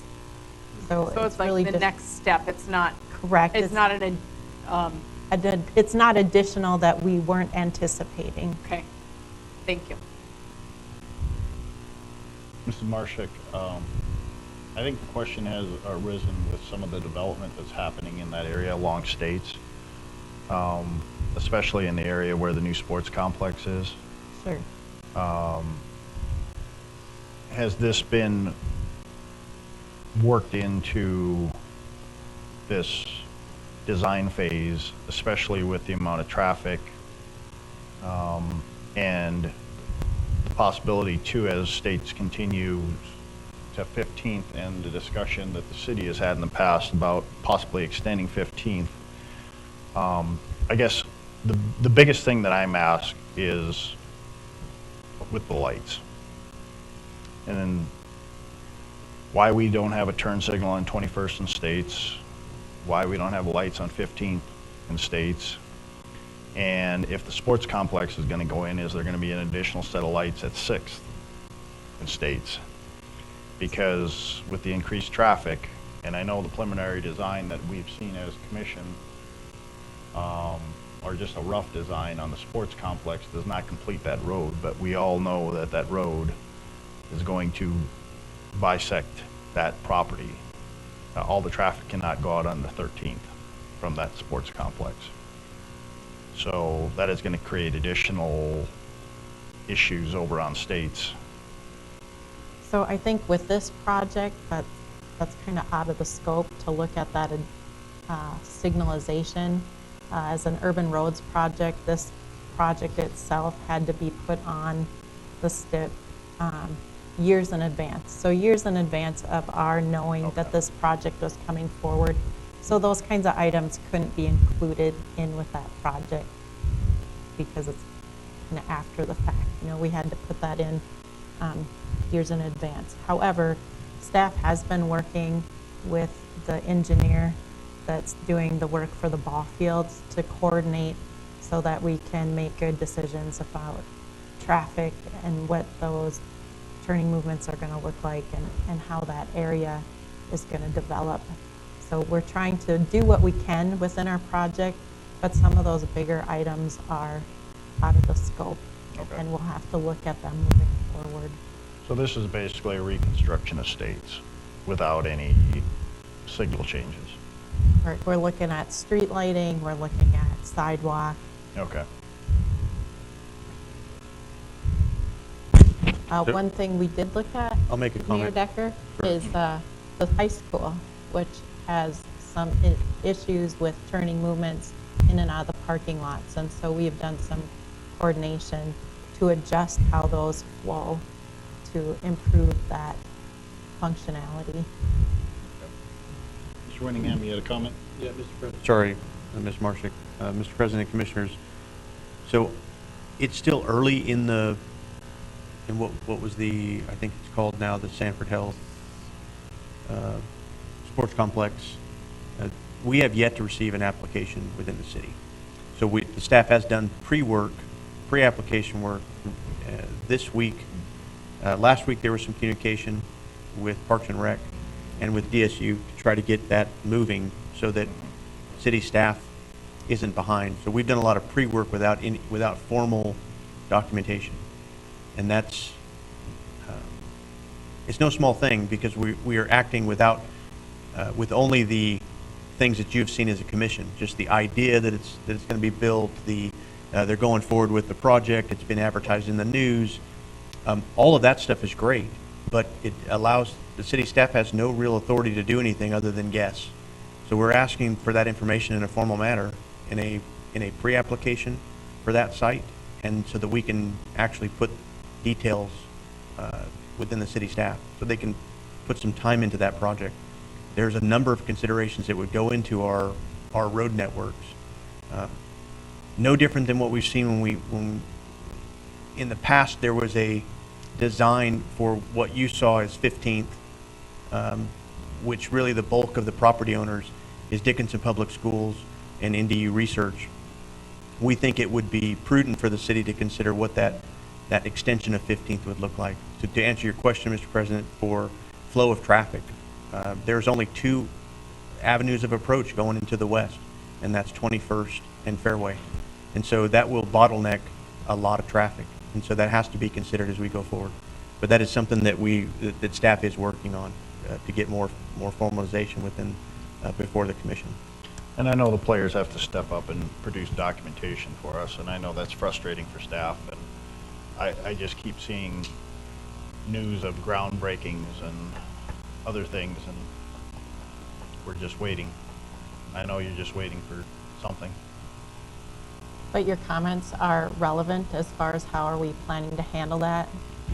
I just wanted to share that the process in moving forward with this type of funding for this project was way in advance of what we knew of this project. So it wasn't something we could add into the project.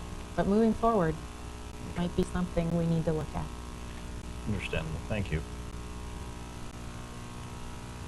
Commissioners, any further questions, comments on this task order? Move to approve. We have a motion to approve by Commissioner Oderman, Second? second by Commissioner Sobeluk. Any further discussion? Hearing none, we'll vote. Mr. Oderman? Aye. Mrs. Sobeluk? Aye. Mr. Frederick? Aye. Ms. Walla? Chair votes aye, motion carries. Our next item up, we have a report from Interim City Engineer Marshik. This is a resolution, a report on Resolution 39-2019, discussion on our special assessment policy for costs for sidewalks, curb, and gutter improvements. Thank you, President Decker, Commissioners. Last year, when we were going through our process of our mill and overlay special assessment district, there was some discussion about some properties that received large assessments. And as part of that discussion, there were some different ideas thrown around. And last year, our approach was to look at the cost for the drainage areas and take those costs in as the city and not assess any areas of concrete that needed to be removed to make these drainage improvements. And that helped with some of those large assessments that we saw on last year's mill and overlay. So in looking at this year's PER for our mill and overlay, as was mentioned, there are a number of large assessments. And so I just wanted to bring that forward for discussion if there were some ideas that the commission had for moving forward. Capping was discussed previously in the resolution 3919. It talks about the concrete cost that residents or property owners pay 100% of that. You know, do we look at reducing that to a percentage? Do we look at each high cost assessment on a case by case? Because some of those properties are owned by one person, or for this area, there's some lots where multiple homes residences are on one lot. So the assessment looks really large unless you look at it and split it up among the dwelling units. Then it maybe isn't so daunting. Extending out how long we do the assessment. There's lots of things that we can do as a city if we want to address those assessments. If that is something that maybe you're fine with how the resolution is written and how we move forward, then staff will just continue as we had done in the past and follow the resolution as it's written. But I just wanted to take the time to discuss some options that were mentioned in the past and get a feel for how you as a commission would like staff to move forward on this year's resolution. Mr. President. Schroederman? I don't know how I feel about a cap, because you know, if the work is done and that's the cost of the work, then you know, that's the cost of the work. The issue I've had in the past is basically going to citizens and saying, we're going to do this work. If you can't pay for it up front, by the way, we're going to assess you a 2% administration fee. And if we're paying for we're not financing this work. I didn't feel like it was right to basically charge interest on work that we're forcing our citizens to have done on their property. And basically saying, hey, here's a $5,000 bill, and by the way, if you can't pay for it up front, we're going to assess an interest rate on it. That's something I've always really struggled with. I don't have a good answer for that. I'm not sure how that was generated, and I wish Linda was here that could maybe have some reasoning behind where that came from. I mean, typically, every city that assesses has a rate. They charge an interest rate. Yeah, I know that. I mean, it's super typical. If you go to, yeah. I mean, you go to Bismarck or wherever, it's the same thing. So, my only question is, so if the homeowner went and replaced the curb and gutter and the sidewalk himself, they wouldn't be making these drastic drainage changes that we do when we go and tear a whole street out. Sure. So, I don't think that they should be responsible for any of that. It should be the cost of the curb, lineal foot per, how many ever little, and the cost of the sidewalk per lineal foot. That's it. Okay. I mean, not that we're going to tear up the whole block and put a handicapped ADA thing in their corner. That shouldn't be their cost. I think the handicaps are left out now. Yeah, I mean, it should be whatever our curb per foot cost is for the project and whatever our sidewalk per foot, lineal foot cost is for the sidewalk. That should be it. Okay. I think that's worked well last year when we did it that way. I think that was clear to property owners how we were separating that out, and we sure can do that again for this year. I think that was what we used last year, and it did work. I mean, looking at that, some of those big assessments are huge lots that don't have sidewalk on them. I mean, so they've gotten by for all these years without sidewalks, so it's, you know. And we're trying to stay consistent with our sidewalk policy, which yes, we have. That is true. For the last multitude of years is, as Commissioner Frederick said, a lot of these individuals got away with no sidewalks for years. And now we're just staying consistent as a city and having them placed. I mean, you look at the one property coming down just on 22, on the west side of 22, that hill. There hasn't been a sidewalk there since I was a kid and lived on the south side. And now it's going to have a sidewalk. You know, so I think it's just being consistent as a city. The discussion, we can look at that fee, but I agree with Commissioner Frederick. We do charge a finance fee because we are using city dollars to a degree to finance this project over a term. Now, I've argued in the past that we on some of these larger ones we could possibly go longer, so it's not such a huge impact. But well, I don't. We treat them all equally, or we all say they're all. Right now, typically, are we doing 10-year? Correct. 10-year. So, I mean, maybe on some of these, anything that's above $10,000, we go 15 years, just or whatever the commission decides is a. I guess I still struggle with that, because it's, what are you paying for with that administrative fee? Like, because what are you administering, and what is our revenue that we generate off of that 1% to 2% fee? It's probably a drop in the bucket in terms of the city standpoint, but it's probably not a drop in the bucket for that citizen. And we need to do what's, I don't know, maybe this is just idealist in me, but like, we're telling these people, hey, you have to spend money that you might not have budgeted because the city decided that we're going to fix your sidewalk.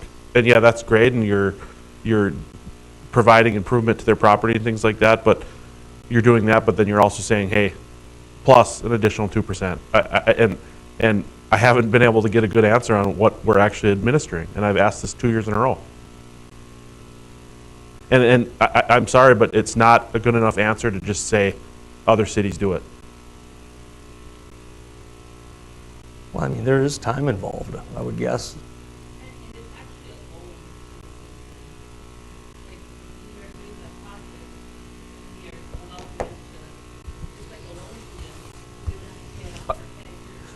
A loan that they don't have a choice whether or not they're going to take.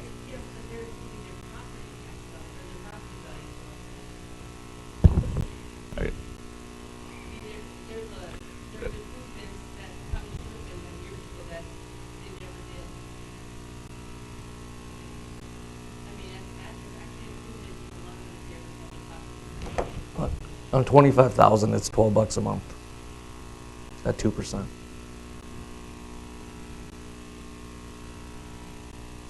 And that would be kind of the top of the scale, the 25,000. I just took the highest number I saw. Yeah, but you're not but that's 12 months, $12 a month on top of the expenditure of what the project costs.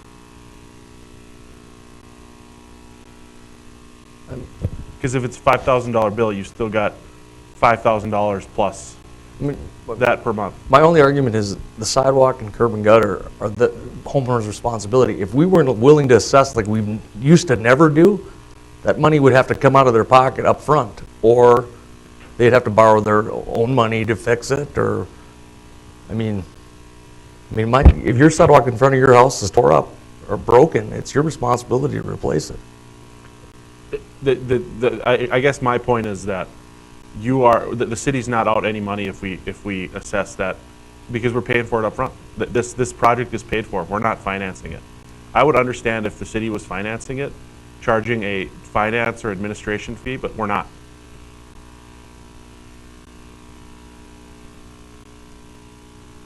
To me, it's a nice way to make an extra 2% on a project that we are forcing citizens to do.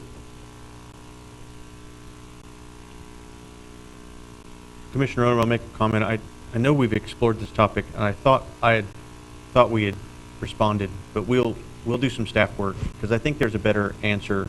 I get what you're asking, and I remember the conversation. I thought we had answered the question sufficiently before, but I think it's really the lost, it's lost capital revenue. Anytime the city uses public funds for the citizen, we are essentially losing that cash revenue from somewhere else, whether that could be putting that into an investment, even though, well, right now we might have some bond yield that are increasing. It's been very low for the last couple of years, but I think what we intend to do is make sure that money that we've already received in tax revenue isn't just used inappropriately. But I think that's the question that we have to answer to you, to find out what that difference is. It might not be 2%. The administrative fee may be less than that. But I really think what the answer was, it's lost cash revenue. If that cash we have to use in order to fund those projects, we're not able to use that in an investment or other vehicle in order to make sure that we're using the citizens' money wisely, because it's targeted at those special assessments, not for the city as an ad valorem. So that's really what the topic is. We're having to use funds that everybody else is providing to the city for those specific sidewalks. But I think the question was, we should look at how we do our sidewalk plan in general, and maybe we get to the point where we don't have to consider raising taxes across the board, property taxes, because we have enough budgeted to do a sidewalk program citywide. Okay, so if the argument is that we're raising these people's property values, aren't we going to see that 1 to 2% on the property tax revenue that would generate as a result of the increased property valuation? How many times do we have to dip into this pocket? How many times do we have to dip into the taxpayer's pocket? Because we're getting this 1 to 2% on this mill and overlay, and then their property values are going to go up as a result of the mill and overlay, and then we're going to increase our property tax revenue as a result of the increase in property tax valuation. Let's just keep our hand in the taxpayer's pocket. So, Commissioner, I'm going to roll back my comments. I'm not arguing. I know you're not. I'm saying I want to give you a sufficient answer. I don't. Yeah, no, I'm not trying to be argumentative with you, Mr. Winningham. I just like this is something that gets me, because I just feel like we are like over and over again we're trying to justify additional fees that we place on our citizens and taxes that we place on our citizens, and I think this is one that we could probably eat. And Commissioners, Mr. President, Commissioner, I think that I agree. I think there's creative ways that just to say that we may have other revenue. If you look at the oil prices, that's one of the benefits of living in the state of North Dakota, living in Dickinson, is we benefit from all those that need oil. And I think we're going to see some of our ways that when we do our budget cycle this year to consider those, especially with how we're doing our capital improvement plan. That may include not having to do some of these special assessments. I think it's a great idea. I just don't have a sufficient answer right now, but I think that's a good topic that we have to look at, especially during the 2023 budget cycle. We're trying to speed that up this year, so we're not racing towards September. Loretta or Rita, can you send the resolution out to us? There's actually a copy in that PER document. I think it might be page 7. But there is a copy of that resolution attached in there. On which document? The mill and overlay had the preliminary engineering report. It's located in there. Oh, page 4. Thank you.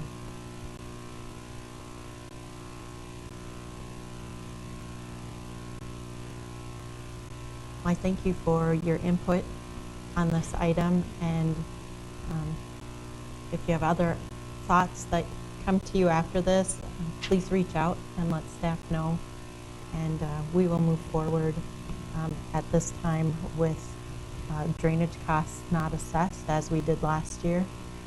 And if we want to have additional discussion, we sure can move forward with this year's mill and overlay and address those topics. Thank you, Mrs. Marshak. Next item up is our 2022 community rating system. Thank you, Mayor Decker. This year, our community rating system, which is part of the NFIP program and deals with flood prevention. We had our annual construction certificate review, which we completed successfully. And thinking that was over, I was planning to bring that forward to you, but then they reached out to let us know that we have now been in the program 5 years, and we are due for our 5-year cycle verification. So we are currently working on that to move forward through the process, and that comes to a remote visit meeting on March 17th of this year.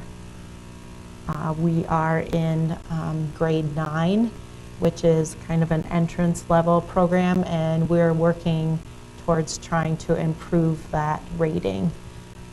So we'll see how we do, if we have enough added documentation to move up that number.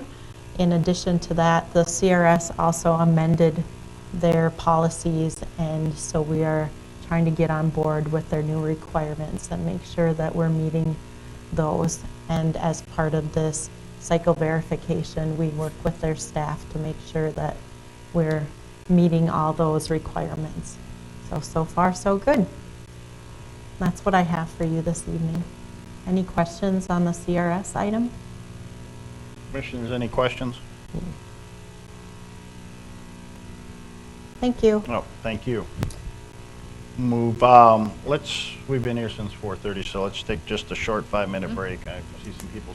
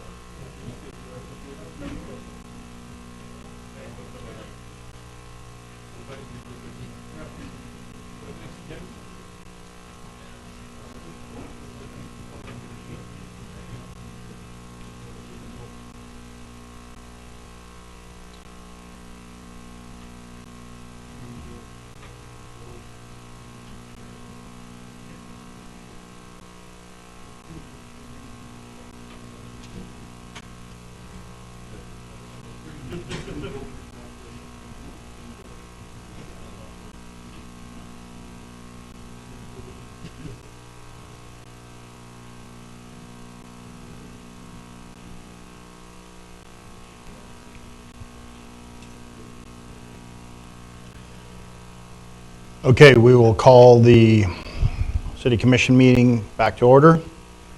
Move into Public Works. First item up is our mausoleum expansion presentation, and this will be presented to us by GT Architecture, Mr. Johnson, and Mr. Grigori. I get that right? Gregory? Gregoire. Gregoire? Gregoire, okay. Good evening, I'm Brian Gregoire of GT Architecture. I'm Alec Johnson with GT Architecture. We're here today to just give you a brief update on the Mausoleum expansion or Mausoleum Master Plan project. So basically, we have been working with Public Works, the Public Works Department on and off here for a good while to produce construction documents that we'll have ready here very shortly and we'll be able to bid and go out to construction with. So we were asked to give a brief just overview of what we're doing here. So basically we were contacted because both the cemeteries and the mausoleum are at about 90% capacity right now. So there's really, the space available is lacking and there needs to be more space. So out of that need, we are constructing a second mausoleum building on this site with a proposed parking lot and some site improvements to go along with it. Let's see. So right now we can see the current site. You can keep going here. Let's see this one. And so this is what is being proposed, and this is what we are working on now. And like I said, we are about done with our construction documents. So the plan for the project is for this to bid in mid-February. First advertisement on the 2nd, and the bid date being the 23rd. That'll give contractors then afterwards, the awarded contractor, time to gather the materials, get everything in order. We'll have construction. We're planning to start that after Memorial Day weekend. Given that it's at the mausoleum site, we want to wait until after that weekend, and construction will go through the summer and should finalize by October. So that is an update on what we are doing there. Any questions, feel free to ask. Thank you, gentlemen. Commissioners, any questions on this project? One for Loretta. I mean, do we typically put extra driveways on arterials like that? I mean, to access that parking lot? Being so close to an intersection? Typically, there's a spacing requirement from an intersection that they would have to meet. I mean, being that's an arterial, one of the main roads through town, is it typical that we add more driveways off of that? I mean, I think, can you tell me what that spacing distance is Well, on there? to comment on that, I don't have the exact spacing offhand, but we have been working with Highlands Engineering, and Andrew Schrank specifically over there has worked through all of the requirements as far as intersections, and we are past any type of minimum that is required. Yeah. And it was also looked at potentially to have access from 14th Street, and that was deemed not feasible. And so where we're at there on 10th is acceptable after doing the research that's needed for it. The other thing about this parking lot is you can see on this image that there's the existing trail right there. And so there's been talk about tying a portion of sidewalk into the existing trails and to allow for citizens and residents to have a spot to park to access that trail, which is, I think, a really good thing to have. There really is no access point like that. You do see that in cities like Bismarck or Fargo, where you have a parking area to get on and off of these trails, and right now people are sort of just parking on a residential street and just hopping on. So this will provide an access point for that as well. As we go through that process of site plan and seeing these, that coordination happens with that spacing. In the new construction would have 4 columbariums, 72 each. The new construction in the middle area there would have 4 freestanding columbariums.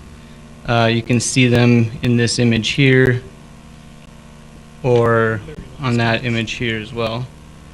Detail on them, let's see. They look like this. There are 4 of them on the site, freestanding with a foundation beneath them. Just so that we are aware as well, the interior has spaces. Another 224 interior. Correct. Right, okay. Yes, and that was something that was discussed a lot with everybody throughout the city,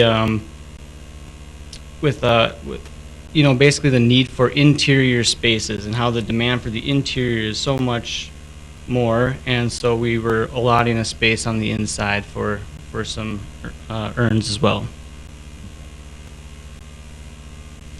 Well, that provides an additional, over 500 additional spots, so should provide some relief. As we're looking at this project and the other, the Chapter 39 that we're looking at later today that we passed the first reading of last time, is there any concern that what we're building would be too big with allowing the amount? With Stevenson and Ladbury, what is that called? Since they can put, you know, build things now and there, if we would pass that motion today, is there any concern? I think that these spaces will fill up very quickly, regardless of what Stevenson or Ladbury puts up in their facilities. These, the acceleration of sales. Right. I mean, what Mr. Stevenson, what he shared a couple weeks ago. Yeah. Yeah.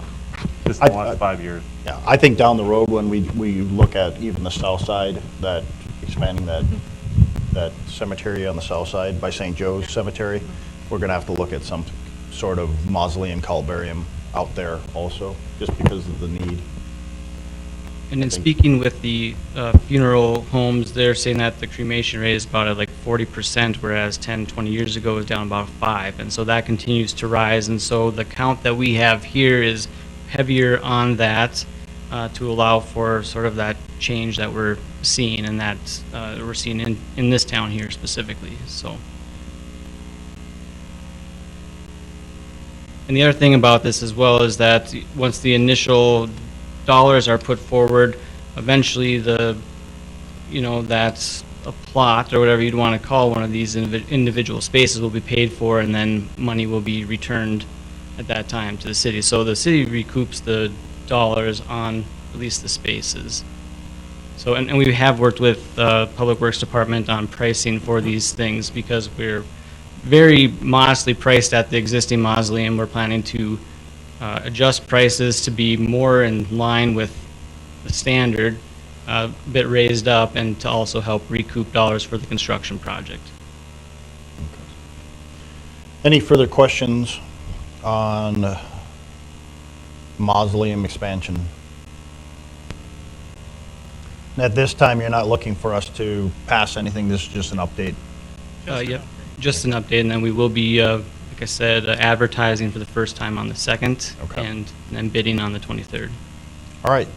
If there are no further questions, the gentleman. All right, thank you so much. Thank you. Our next item up, we have a water main replacement project presentation and task order approval, and this will be presented by City Administrator Winningham and Mr. Schneider from Apex Engineering. Good evening, President Decker and Commissioners. I believe we're pulling up a PowerPoint. Here we go. Scott Schneider from Apex Engineering. This is a presentation of the water main and lead service replacement plan, Phase 1. We work with Public Works Director Zaroff on this plan. I'll go through it quickly, and then following that is a task order that Mr. Winningham is going to present for Mr. Zaroff this evening. Presentation overview. I won't go through this in detail. I'll jump right into it. But really, your water distribution system is one of your assets, and it's important to have that technical background on this asset. What are the managerial components of that asset? When we have a water main break, it becomes a public situation where residents are without water. So this is an asset that does need Public Works attention. It has a financial component. What are the costs of replacing water mains as they break? What are the costs of loss of service for residents and businesses when there's issues out in the system? A typical water main really follows an asset decay curve. When it's at the end of its life, we have to invest money in that asset to bring it back up to a usable asset that doesn't have issues with it. The scope of this study was really tied to identifying a plan for water main and lead service replacement within a particular study area. We looked at water main breaks and locations of lead service lines within the study area. Public Works staff had some pipe coupons that we looked at. I'll show you the picture of those and the results of that. And then we looked at some financial plans on what are the costs of replacing water mains within this particular area, so that Mr. Zuroff can use that for planning CIP projects within this area. Overall, your water distribution system asset has about 150 miles of pipe citywide. About 12% of that is cast iron water main pipe, which is the pipe type that we typically see issues with. We see the breaks mostly on cast iron water mains, which are the older pipes within the city. We worked with Public Works on how many water main breaks have you actually had, and that includes, the breaks on the main, the service line to the house, hydrant issues, as well as valve issues out in the system. This is the data from the past 12 years. It averages about 6 a year. So, it sounds like a lot. There's a couple spikes in there, especially 2018. On the national average, though, it compares favorably to about 31 to 40 breaks per 150 miles. There's a lot of variables in that, age of your community, soil types, etc. But the challenge here is whenever you do have a break, it's that level of service loss for that homeowner business without water, and it becomes, a situation where Public Works has to respond quickly and get that water main back in service. So the study area that was chosen for phase one, it was called phase one because there's other areas in town that have cast iron water mains, but really the emphasis was west of Highway 22. Here's Highway 22 on this map. Ballard's running right here. So it was west of 22, north of the railroad tracks, over to State Avenue and up to I-94. And it was later expanded to the area south of the railroad tracks, down to the Hart River in working with engineering on the mill and overlay project, because we don't want to put a brand new mill and overlay project without making sure we fix those water mains underneath the street. The other area of emphasis that Mr. Zuroff really wanted to look at was this area here on this square. There's a lot of valving in that area that's not working correctly. If there's a break in that area, a large percentage of that area has to be shut down, and it's very challenging for Public Works staff to work on breaks within that area. This area in red here actually has about 49% of the cast iron water main within your system. There's a lot of it east of 22 where we're at here in this building. We know there's probably some future projects in this area downtown that are going to have to do some upgrades to all the infrastructure, not just water mains. So really the emphasis was let's look west of 22 first, and then maybe phase two is we can look east of 22 in more of the true downtown area. The red X's on the map are the breaks that were used, we received that data from Public Works. The other component that was looked at in this study area was lead service lines. I'm going to talk a little bit more about that at the end of the presentation. We do know that there are a lot of lead service lines in this area. Of course, older homes, the service line was lead into that home. There's been some replacements, but there's still a lot of old lead service lines out there. And there's a concentration in this area as well as kind of a scatter down in the area south of Broadway, down to the Hart River. So from the data, we really we worked with staff on developing some categories from the highest importance being category A down to E with these 5 categories. So category A's would be the red lines on the map, and a line represents a segment of water main, one block of water main. Where we have a break on that line, we've got 2 or more lead service lines. Category B would be no breaks, but we've got for sure one lead service line, all the way down to, 1 break, no lead service lines, no breaks, no lead service lines, but it's still cast iron. We're going to see a break someday, right? Because that asset is getting old. And then we actually have some PVC lines that still have lead service lines out there. The pipe material that Public Works supplied was from really four different project locations that they worked on in the last 4 months. The 16 inch is on 2nd Street. It was in very good condition. That pipe is in very good condition yet. The 6-inch lines, though, we've seen about 7 to 24% deterioration of that wall thickness, which is, in the big picture, it's mild to moderate corrosion, but that's right where the pipe section was taken. 10 feet away, it could be 0, and that's really the challenge with the soil conditions that are deteriorating these water main pipes out in your system. So the challenge was to use that data. It really isn't a very good predictor of where we're going to have another water main break. Long term, that financial plan, we worked with Public Works on this, laid out 5 years. Of course, this could be spread over a lot longer depending on funding and capital improvement planning that has to take place. But to tackle those first 2 areas, the critical and the to high and medium, it's about 2.8 million, with the total for all of that area, phase 1 being 10.8 million. And that includes the lead service lines we know about right now and all the cast iron water main in that entire phase 1 area. Briefly on lead service lines, it's kind of a new thing in the replacement world, but in 1991 EPA published the lead and copper rules to minimize lead and copper in drinking water. There's been a lot of iterations of that through the years. The latest ruling, or the latest document, provides more updating to sampling and collection for cities, public education and outreach, with an emphasis on lead service lines themselves. The main component of that is that communities have to inventory their lead service lines by October of 2024. Dickinson's already way ahead of the game on that.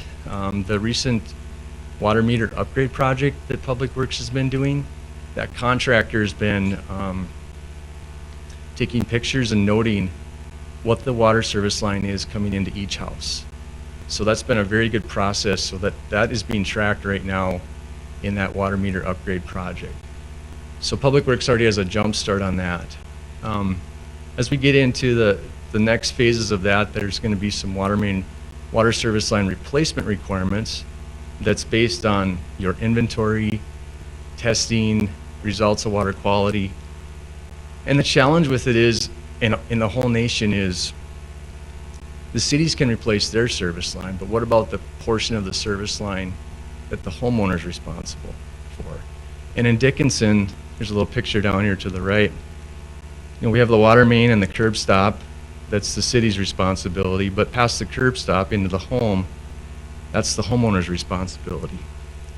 And to get credit for replacement, it has to be replaced all the way to the home. So the challenge in that, nationwide, not just in Dickinson, but is how do you get a homeowner or a business to be on board with replacement of that lead service line?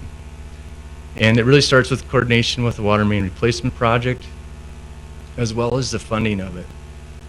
Recently, the drinking water SRF program is starting to include a 90% loan forgiveness on lead service line replacements.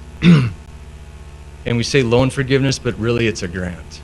If that homeowner would spend the money as part of that SRF program, they would get 90% reimbursement on that portion and only cost them 10%.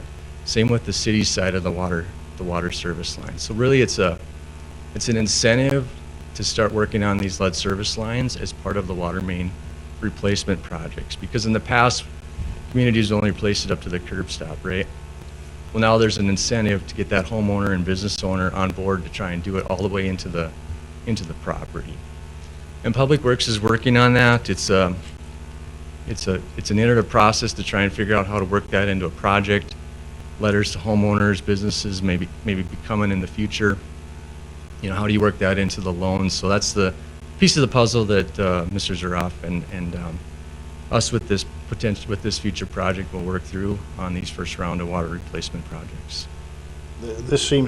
Scott, this seems like a very, very large project once you really dig down into it. And my question is, is there the ability to find the contractors, enough contractors to even tackle this within a short period of time?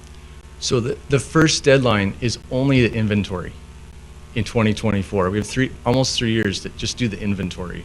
And then after that, we'll start in on the actual requirements. And that's based on how many service lines you have versus all the service lines in the whole city, water quality testing that has to happen. So it could be a long process before they all have to be done. But you're right, the challenge is the contractors. I know in some communities they've worked with their local contractors and they'll do maybe 50 of them a year just to get started on it. Yeah, well, this looks like a business opportunity to me for somebody who wants to get into this. There's a lot of these lines that need to be replaced. So Nationwide, like you said. Yeah, system-wide, We have in the city right now? I don't have that number handy right now. Okay. We should make sure that there's a class on this at the CPE. At the C, yeah. Excavators. But Mr. I've taken Winningham? more questions. You have anything additional, Mr. Schneider? I don't. Thank you for your time. Yeah, Mr. Winningham, you have a task order on this item. Yeah, Mr. President and Commissioners, I'll just add, this is going to be a challenge for the city to articulate the needs of the citizens to help, not only for citizens to understand that the money has already been taken from them, mainly from the federal government. And so the intent of some of the recent legislation to include the American Rescue Plan Act, bigger dollars, not the one allocated to just the city, went to organizations like US EPA, and that is the primary proponent of the appropriations for the drinking water SRF loans. And so all of our citizens would potentially be eligible for those to replace those lead lines from curb stop to house. It's going to be up to us to help with that process and then try to get that money back. We budgeted from Public Works $300,000 or so a year. I think that's what Mr. Zuroff has commented on to start catching up some of these projects. I think they'll just be year over year that we incrementally try to correct some of these problems. But it's not just a City of Dickinson problem, but we want to get all the money that we can back from the federal government and the state of North Dakota. They've also allocated funding to the state of North Dakota. I think $1.2 billion in SRF type loans for clean water, for drinking water. And so our next consideration will be how we fight for those funding to get them back, because some are grants and some are loans, as Mr. Schneider talked about.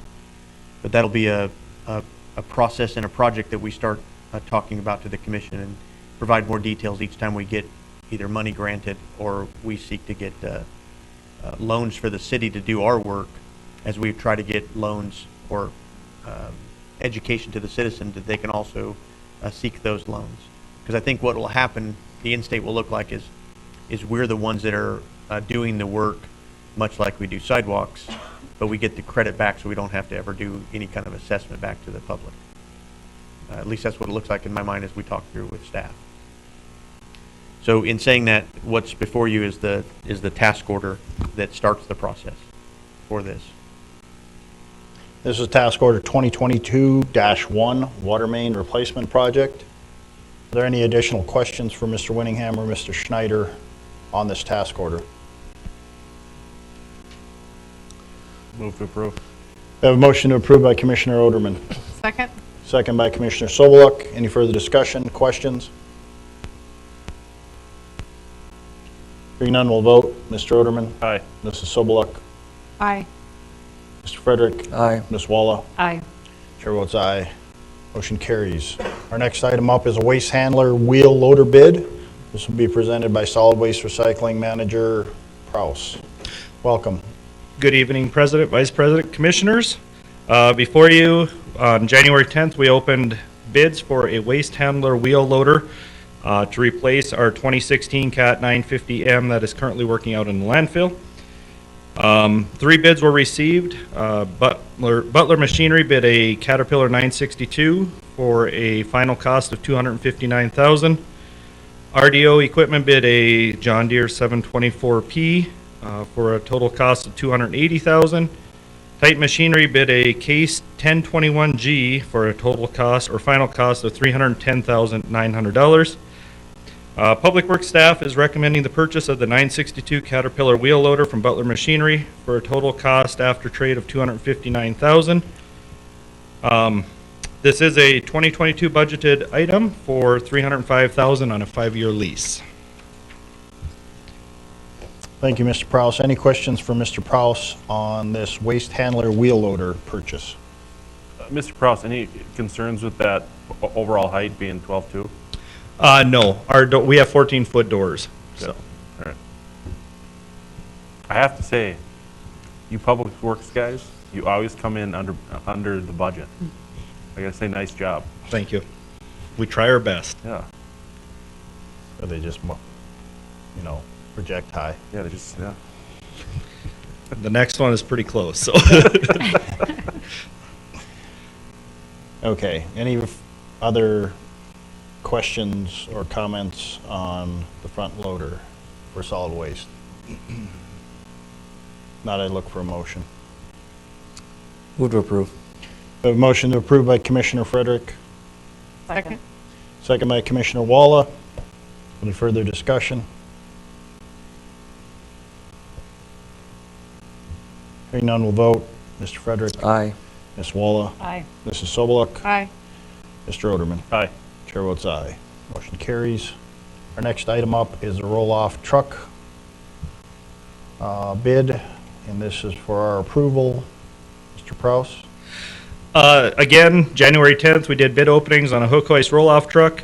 We received 2 bids, one from Wesley Truck Center, bidding a 2022 Freightliner, 114 SD with a Galbraith body, and Northland Truck Sales bidding a 2023 Freightliner with an Ampler roll body.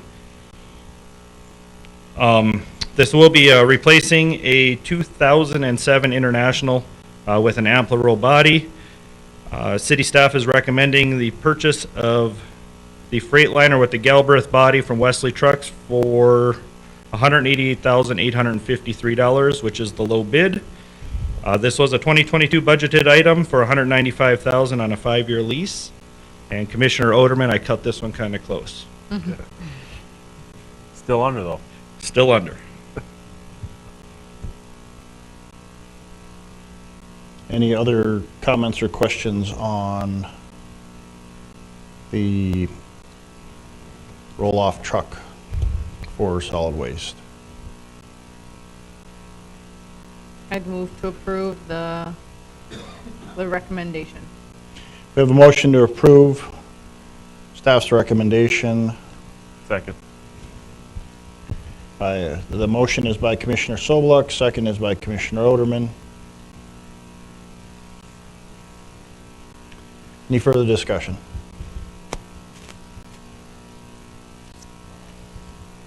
Hearing none, we'll vote.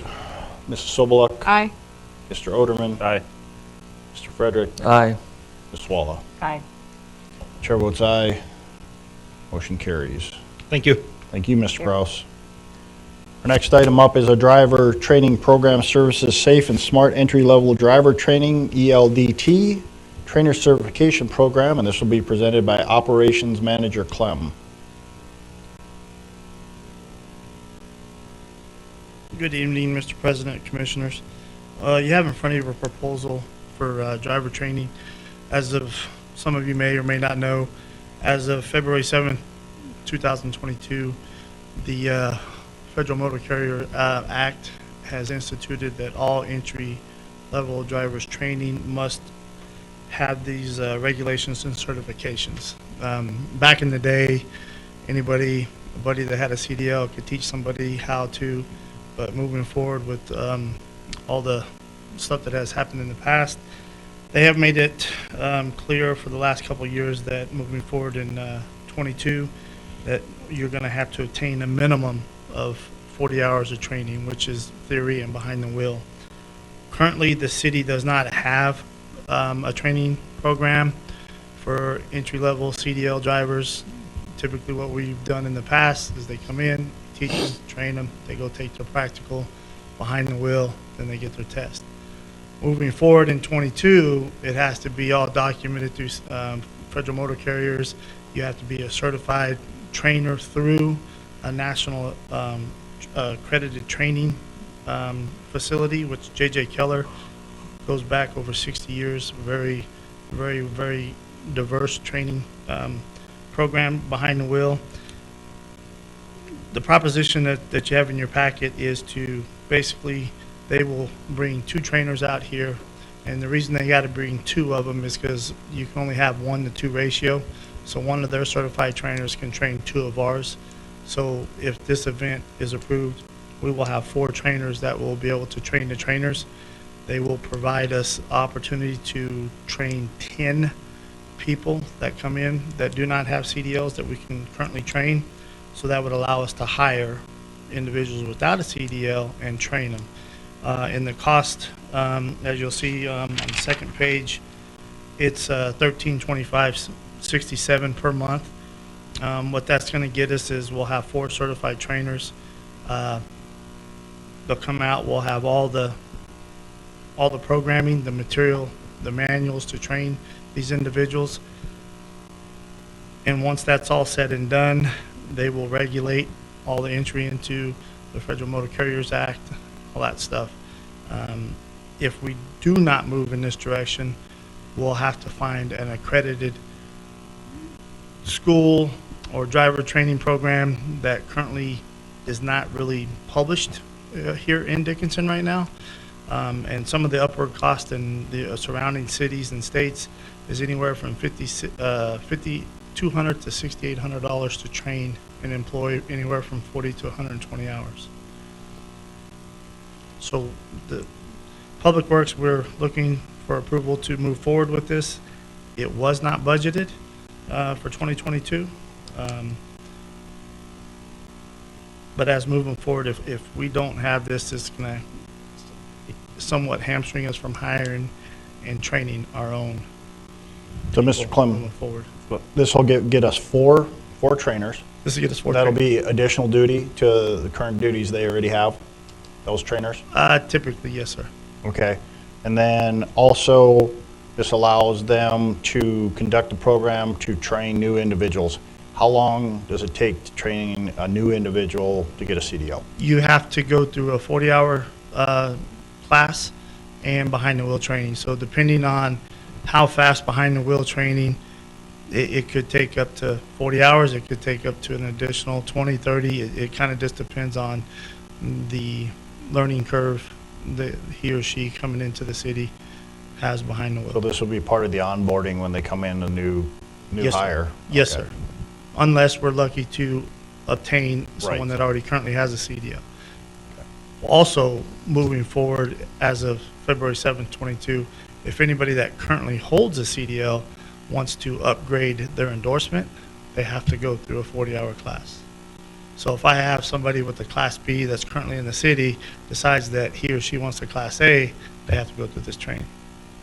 Or they cannot move forward to get a Class A, or a tanker endorsement, passenger endorsement, anything. You have to have this moving forward. So for about a $16,000 investment, we'll get 4 trainers that will be able to do that, and we won't have to expend outside of the time of those employees. Correctly. Also, all the curriculum and the material needed to obtain by federal law to train our employees. And here's another thing we can add to the Public Safety Training Center. Yes. The driver's course. Yep. Because we're going to have now 4 skilled trainers, an additional option not only to our police and fire, but to Public Works. Yep. That is correct. So, Mr. President and Commissioner, just to be clear on this, this is the start point for our Train the Trainer program, but it's not fully developed in the internal policy. There needs to be a training program internally, and Correct. I know we do have some of that, some of it in place, some of the framework with Mr. Greg Beck and with Public Works, but it's not fully developed. But we are now racing a little bit of the clock, because this is going to This is coming about in February. Should it have already been done? I think that we could have developed something a little faster last year. We didn't have all the information I think that we needed, but I think this at least gives us an option.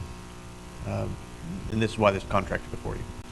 Also, what you also will find in that, basically 16, it's like 15,216. Yeah, it's 15.9 or something like that. Their travel and their lodging for their 2 trainers is not covered in that cost. It was kind of hard for them to put a number on that, depending with flights and all that stuff. So it could be an additional couple $1,000 cost on top of that 15,216. Well, thank you for that additional information. I'd move to approve moving forward with this. We have a motion to approve by Commissioner Oderman, Second. second by Commissioner Sobeluk. Any further discussion? And legal's reviewed this?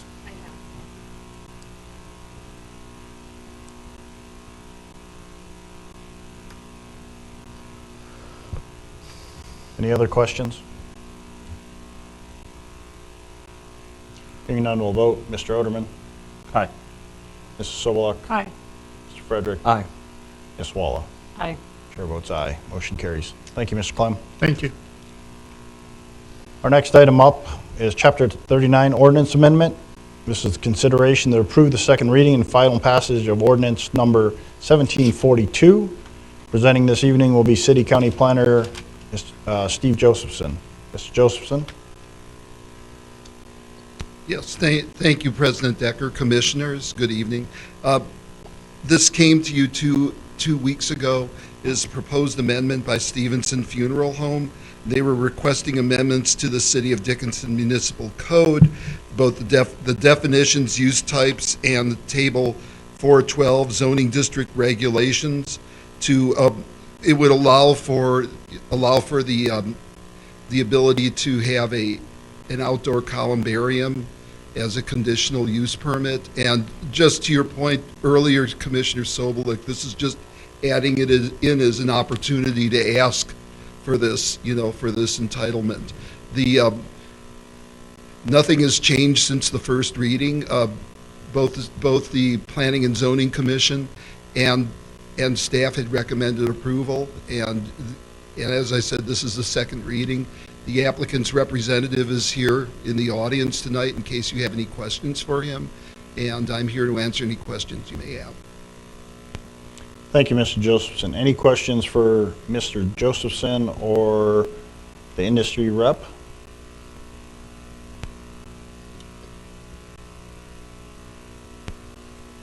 We did have the public hearing already.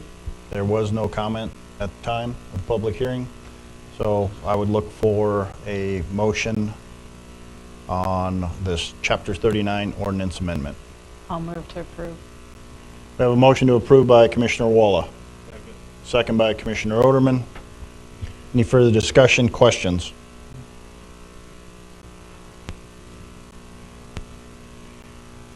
Hearing none, we'll vote. Ms. Walla? Aye. Mr. Oderman? Aye.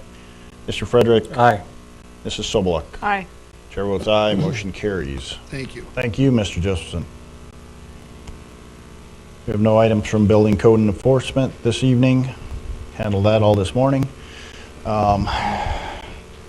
So, Commissioners, this is your time. Are there any items you wish to bring up that were not on the agenda or need to come forward to the Commission's attention or to the public's attention?